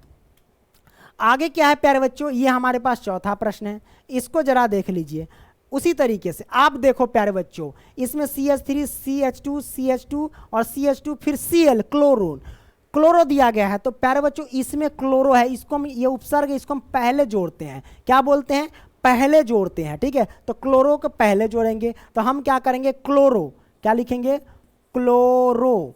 ठीक है, क्लोरो प्लस में कार्बन की संख्या देखेंगे प्यारे बच्चों, कार्बन कितने हैं प्यारे बच्चों यहाँ पे, तो 1 कार्बन, 2 कार्बन, 3, 4 कार्बन। ये कार्बन ऐड नहीं करेंगे, ये क्लोरीन का है ना। अगर ई कार्बन को ऐड कर देंगे तो सिर्फ बचेगा एल, एल का क्या मतलब, कुछ नहीं, तो उस कार्बन को ऐड नहीं करेंगे। तो ये कार्बन 1 2 3 4 कार्बन रहता है, तो उसके लिए हम पढ़ते हैं ब्यूट, है ना, ब्यूट प्लस में। हम देख रहे कार्बन कार्बन के बीच सिंगल बाउंड है, तो सिंगल बाउंड रहता है, तो उसके लिए जोड़ते हैं एन, तो एन सबको जोड़ो तो क्या निकल करके आता है प्यारे बच्चों, chlorobutane. Chloro plus but plus N, chlorobutane. तो हम यहाँ पे लिखेंगे क्लोरोब्यूटेन। ठीक है, ब्यूटेन हमने कर दिया, क्लोरोब्यूटेन। क्लोरोब्यूटेन का ये संरचना सूत्र दिया गया था। अब बताओ कोई दिक्कत नहीं है, दिक्कत प्यारे बच्चों आपने ये समझ लिया। लाइक करते चलना यार, तुम लोग जो है ना लाइक वगैरह नहीं करते हो, ये सब गलत बात है। अगला देखते हैं, पांचवा क्या है प्यारे बच्चों, हाँ ई देखो, अब इसका बताओ, इसका क्या होगा, ये किसका सूत्र है। तो प्यारे बच्चों यहाँ पे देखेंगे OH है, OH आप देखोगे इन सभी में से इधर है, तो इस सब जो भी रहता है इस सबको लास्ट में जोड़ते हैं और इन सबको पहले जोड़ते हैं। ठीक है, तो ई OH ये सब आ रहा है इसमें, तो इस सबको लास्ट में जोड़ेंगे। चलो, तो कार्बन की संख्या कितने, 1 2 3 4 5 कार्बन है। 5 कार्बन तो हम क्या बोलेंगे, पेंट बोलेंगे। 1 2 3 4 5 तो हम लिखेंगे पेंट, है ना। अगर कार्बन की परमाणु की संख्या 5 है तो उसके लिए पेंट पढ़ते, पेंट प्लस में हम क्या करेंगे प्यारे बच्चों, यहाँ पे हाइड्रोजन की संख्या कितनी है, तो हाइड्रोजन की संख्या प्यारे बच्चों यहाँ पे देख सकते हैं क्या गो है, 1 2 अरे हाइड्रोजन क्या पढ़ रहे हैं कहीं भी भाग जाते हैं। कार्बन कार्बन के बीच सिंगल बाउंड है ना, तो सिंगल बाउंड के लिए जोड़ते हैं एन, तो प्रोप जोड़ एन। आगे देखते हैं, OH लगा है, OH के लिए ऑल जोड़ते हैं, तो हम प्लस में ऑल कर देंगे, है ना। तो टोटल क्या हो जाएगा बाबू, pent plus N plus ol, तब पेंटेनॉल हो जाएगा। Pent plus N plus ol, pentanol. तो हम यहाँ पे लिख देते हैं पेंटेनॉल, पेंटेनॉल या पेंटेनल भी लिख देते हैं, पेंटेनॉल या पेंटेनल कह सकते हो, कोई दिक्कत नहीं। तो ये पेंटेनल का हमारे पास सूत्र आया। ठीक है, यानी इसका IUPAC नामाकरण निकाले तो पेंटेनल निकल करके आ गया। ओके, आगे हम छठा देख लेते हैं। छठा हमारे पास है, यहाँ पे कार्बन की परमाणुओं की संख्या कितनी है, 1 2 3 4 है। 4 कार्बन की परमाणुओं की संख्या एक श्रृंखला में, तो उसके लिए हम पढ़ते हैं ब्यूट, तो हम लिखेंगे क्या, ब्यूट। ठीक है, ब्यूट। अब हम देखेंगे कार्बन कार्बन के बीच क्या, सिंगल बाउंड है, सिंगल बाउंड के लिए एन जोड़ते हैं तो ब्यूटेन हो जाएगा, है ना, ब्यूटेन। और यहाँ पे CHO है, CHO के लिए हम क्या, एल जोड़ते हैं, ब्यूटेनल, ब्यूटेनल, ब्यूटेनल हो जाएगा, क्या हो जाएगा, ब्यूटेनल। तो यानी ब्यूट प्लस, कहने का but plus N plus L है ना, CHO के लिए एल, तो but plus N plus L, butanal, है ना, इसका ये सूत्र हो जाएगा, ये ब्यूटेनल। ओके, तो ये हो गया ब्यूटेनल का संरचना सूत्र, कोई दिक्कत नहीं है, दिक्कत प्यारे बच्चों, है ना। आगे बढ़ते हैं, 7वां, इसका बताओ कि इसका संरचना सूत्र क्या है। इसमें से देख लो कोई है कि नहीं, नहीं है। कार्बन की संख्या कितनी है वो हमें देखना है, 1 कार्बन 2 कार्बन 3 कार्बन है। 3 कार्बन रहेगा तो उसके लिए हम प्रोप पढ़ते हैं, तो हम लिखेंगे प्रोप, है ना। और कार्बन कार्बन के बीच कितने बाउंड है, तो कार्बन कार्बन के बीच यहाँ पे देखो सिंगल बाउंड है ना, तो सिंगल बाउंड के लिए एन जोड़ते हैं, प्लस में प्रोप जोड़ एन जोड़ते हैं। अब ध्यान रखो यहाँ पे डबल बाउंड ये क्या आ रहा है प्यारे बच्चों, तो यहाँ पे देखो कोई दिक्कत नहीं, ये ऑक्सीजन और सी के बीच में आ रहा है, यानी सी और ओ कह सकते हो, तो सी ओ डबल बाउंड है ना, तो एक इधर बाउंड है एक इधर बाउंड है, आप देख सकते हो एक इधर बाउंड एक इधर बाउंड, और यहाँ भी डबल बाउंड, तो ऐसे भी सजा सकते हैं, यानी डबल बाउंड इसमें है ऑक्सीजन में, तो इसमें भी डबल बाउंड है CO, तो उसी तरीके से यहाँ पे CO है, तो CO के लिए ऑन जोड़ते हैं, है ना, तो प्रोप जोड़ N plus on, propanol, propanol होगा ना, तो propane prop plus N propane है ना, क्या गलती, प्रोपे प्लस में ऑन, प्रोपेनॉल है ना, प्रोपेनॉल, ठीक है, ये हो जाएगा प्रोपेनॉल। अब यहाँ पे देख सकते हैं इसका सूत्र हमने निकाल दिया। आगे देखते हैं 8वां, हमारे पास क्या हो जाएगा, इसका आपको निकाल करके बताना है। कार्बन की संख्या 1 2 3 है, 3 कार्बन की संख्या है, तो हम क्या करेंगे प्यारे बच्चों, प्रोप लिखेंगे ना, तो प्रोप लिखते हैं, ओके, हमने प्रोप लिखा। अब यहाँ पे कार्बन कार्बन के बीच सिंगल बाउंड है, सिंगल बाउंड के लिए एन जोड़ते हैं, तो एन जोड़ दिया। अब हम क्या करेंगे प्यारे बच्चों, COOH है, COOH के लिए ओइक है ना, ओइक अम्ल जोड़ते हैं, यानी ओइक, तो क्या होगा बाबू, प्रोपेनोइक है ना, प्रोपेन जैसे कि प्रोप जोड़ एन, प्रोपेन और प्लस में ओइक, प्रोपेनोइक हो जाएगा, प्रोपेनोइक का ये संरचना सूत्र निकल करके आ गया, कोई दिक्कत नहीं है, दिक्कत प्यारे बच्चों। आगे बढ़ते हैं 9वां, इसको आप देख लो, इसका हम कैसे ज्ञात करेंगे प्यारे बच्चों। यहाँ पे देख लो कार्बन यहाँ पे देखो कितने हैं, कार्बन 1 और 2 कार्बन है, 2 कार्बन रहेगा तो उसके लिए हम क्या पढ़ते हैं प्यारे बच्चों, एथ पढ़ते हैं, तो हमने पढ़ दिया एथ, ओके। अब देखो कार्बन कार्बन के बीच डबल बाउंड है, जब कार्बन कार्बन के बीच डबल बाउंड रहता है उसके लिए लगाते हैं इन, तो एथ जोड़ इन, तो एथीन हो जाएगा ना, तो हम लिख सकते हैं एथीन, कोई दिक्कत नहीं है, दिक्कत बाबू। आगे बढ़ते हैं 10वां क्या है प्यारे बच्चों, यहाँ पे देख सकते हो, अच्छा ये यहाँ पे अटक गया, हटाना लगता है हम भूल गए हैं, है ना, सट, कोई बात नहीं है, देख लेंगे। हाँ, यहाँ पे देख लो प्यारे बच्चों कि यहाँ पे क्या है, इसका ये हमें बताना है कि ये जो संरचना सूत्र दिया गया ये क्या है। कार्बन कितने हैं, 2 है, 2 कार्बन रहेगा तो उसके लिए एथ पढ़ते हैं, है ना। अब प्लस में कार्बन कार्बन के ट्रिपल बाउंड रहता है उसके लिए आइन पढ़ते हैं, आइन है ना, आइन पढ़ते हैं, तो हो जाएगा ये एथाइन, क्या हो जाएगा, एथाइन। तो ये एथाइन का सूत्र आ गया प्यारे बच्चों, है ना। तो इसी के साथ क्या हुआ प्यारे बच्चों, ये चैप्टर समाप्त हुआ। और प्यारे बच्चों मैं आपको बता दूं कि इसके पाठ के प्रश्न उत्तर भी सब मिलेंगे, पहले चैप्टर खत्म कर लेते हैं, फिर एक धड़ल्ले से चलेगा। और प्यारे बच्चों मैं आपको बता दूं कि जो बच्चे हमारे ग्रुप में नहीं जुड़े हैं वो जुड़ जाएं। नंबर है 85 81 80 29 29, ठीक है। इस नंबर पे मैसेज करना और कहना कि पंकज सर का कोर्स लेना है, उसमें ये सारे के सारे PDF वगैरह सब जो भी होता है सब कुछ मिलेंगे प्यारे बच्चों, ठीक है। तो अगर आप लोगों को वीडियो पसंद आया तो लाइक करना एंड कमेंट करना। मिलेंगे अगली वीडियो में, तब तक के लिए बाय।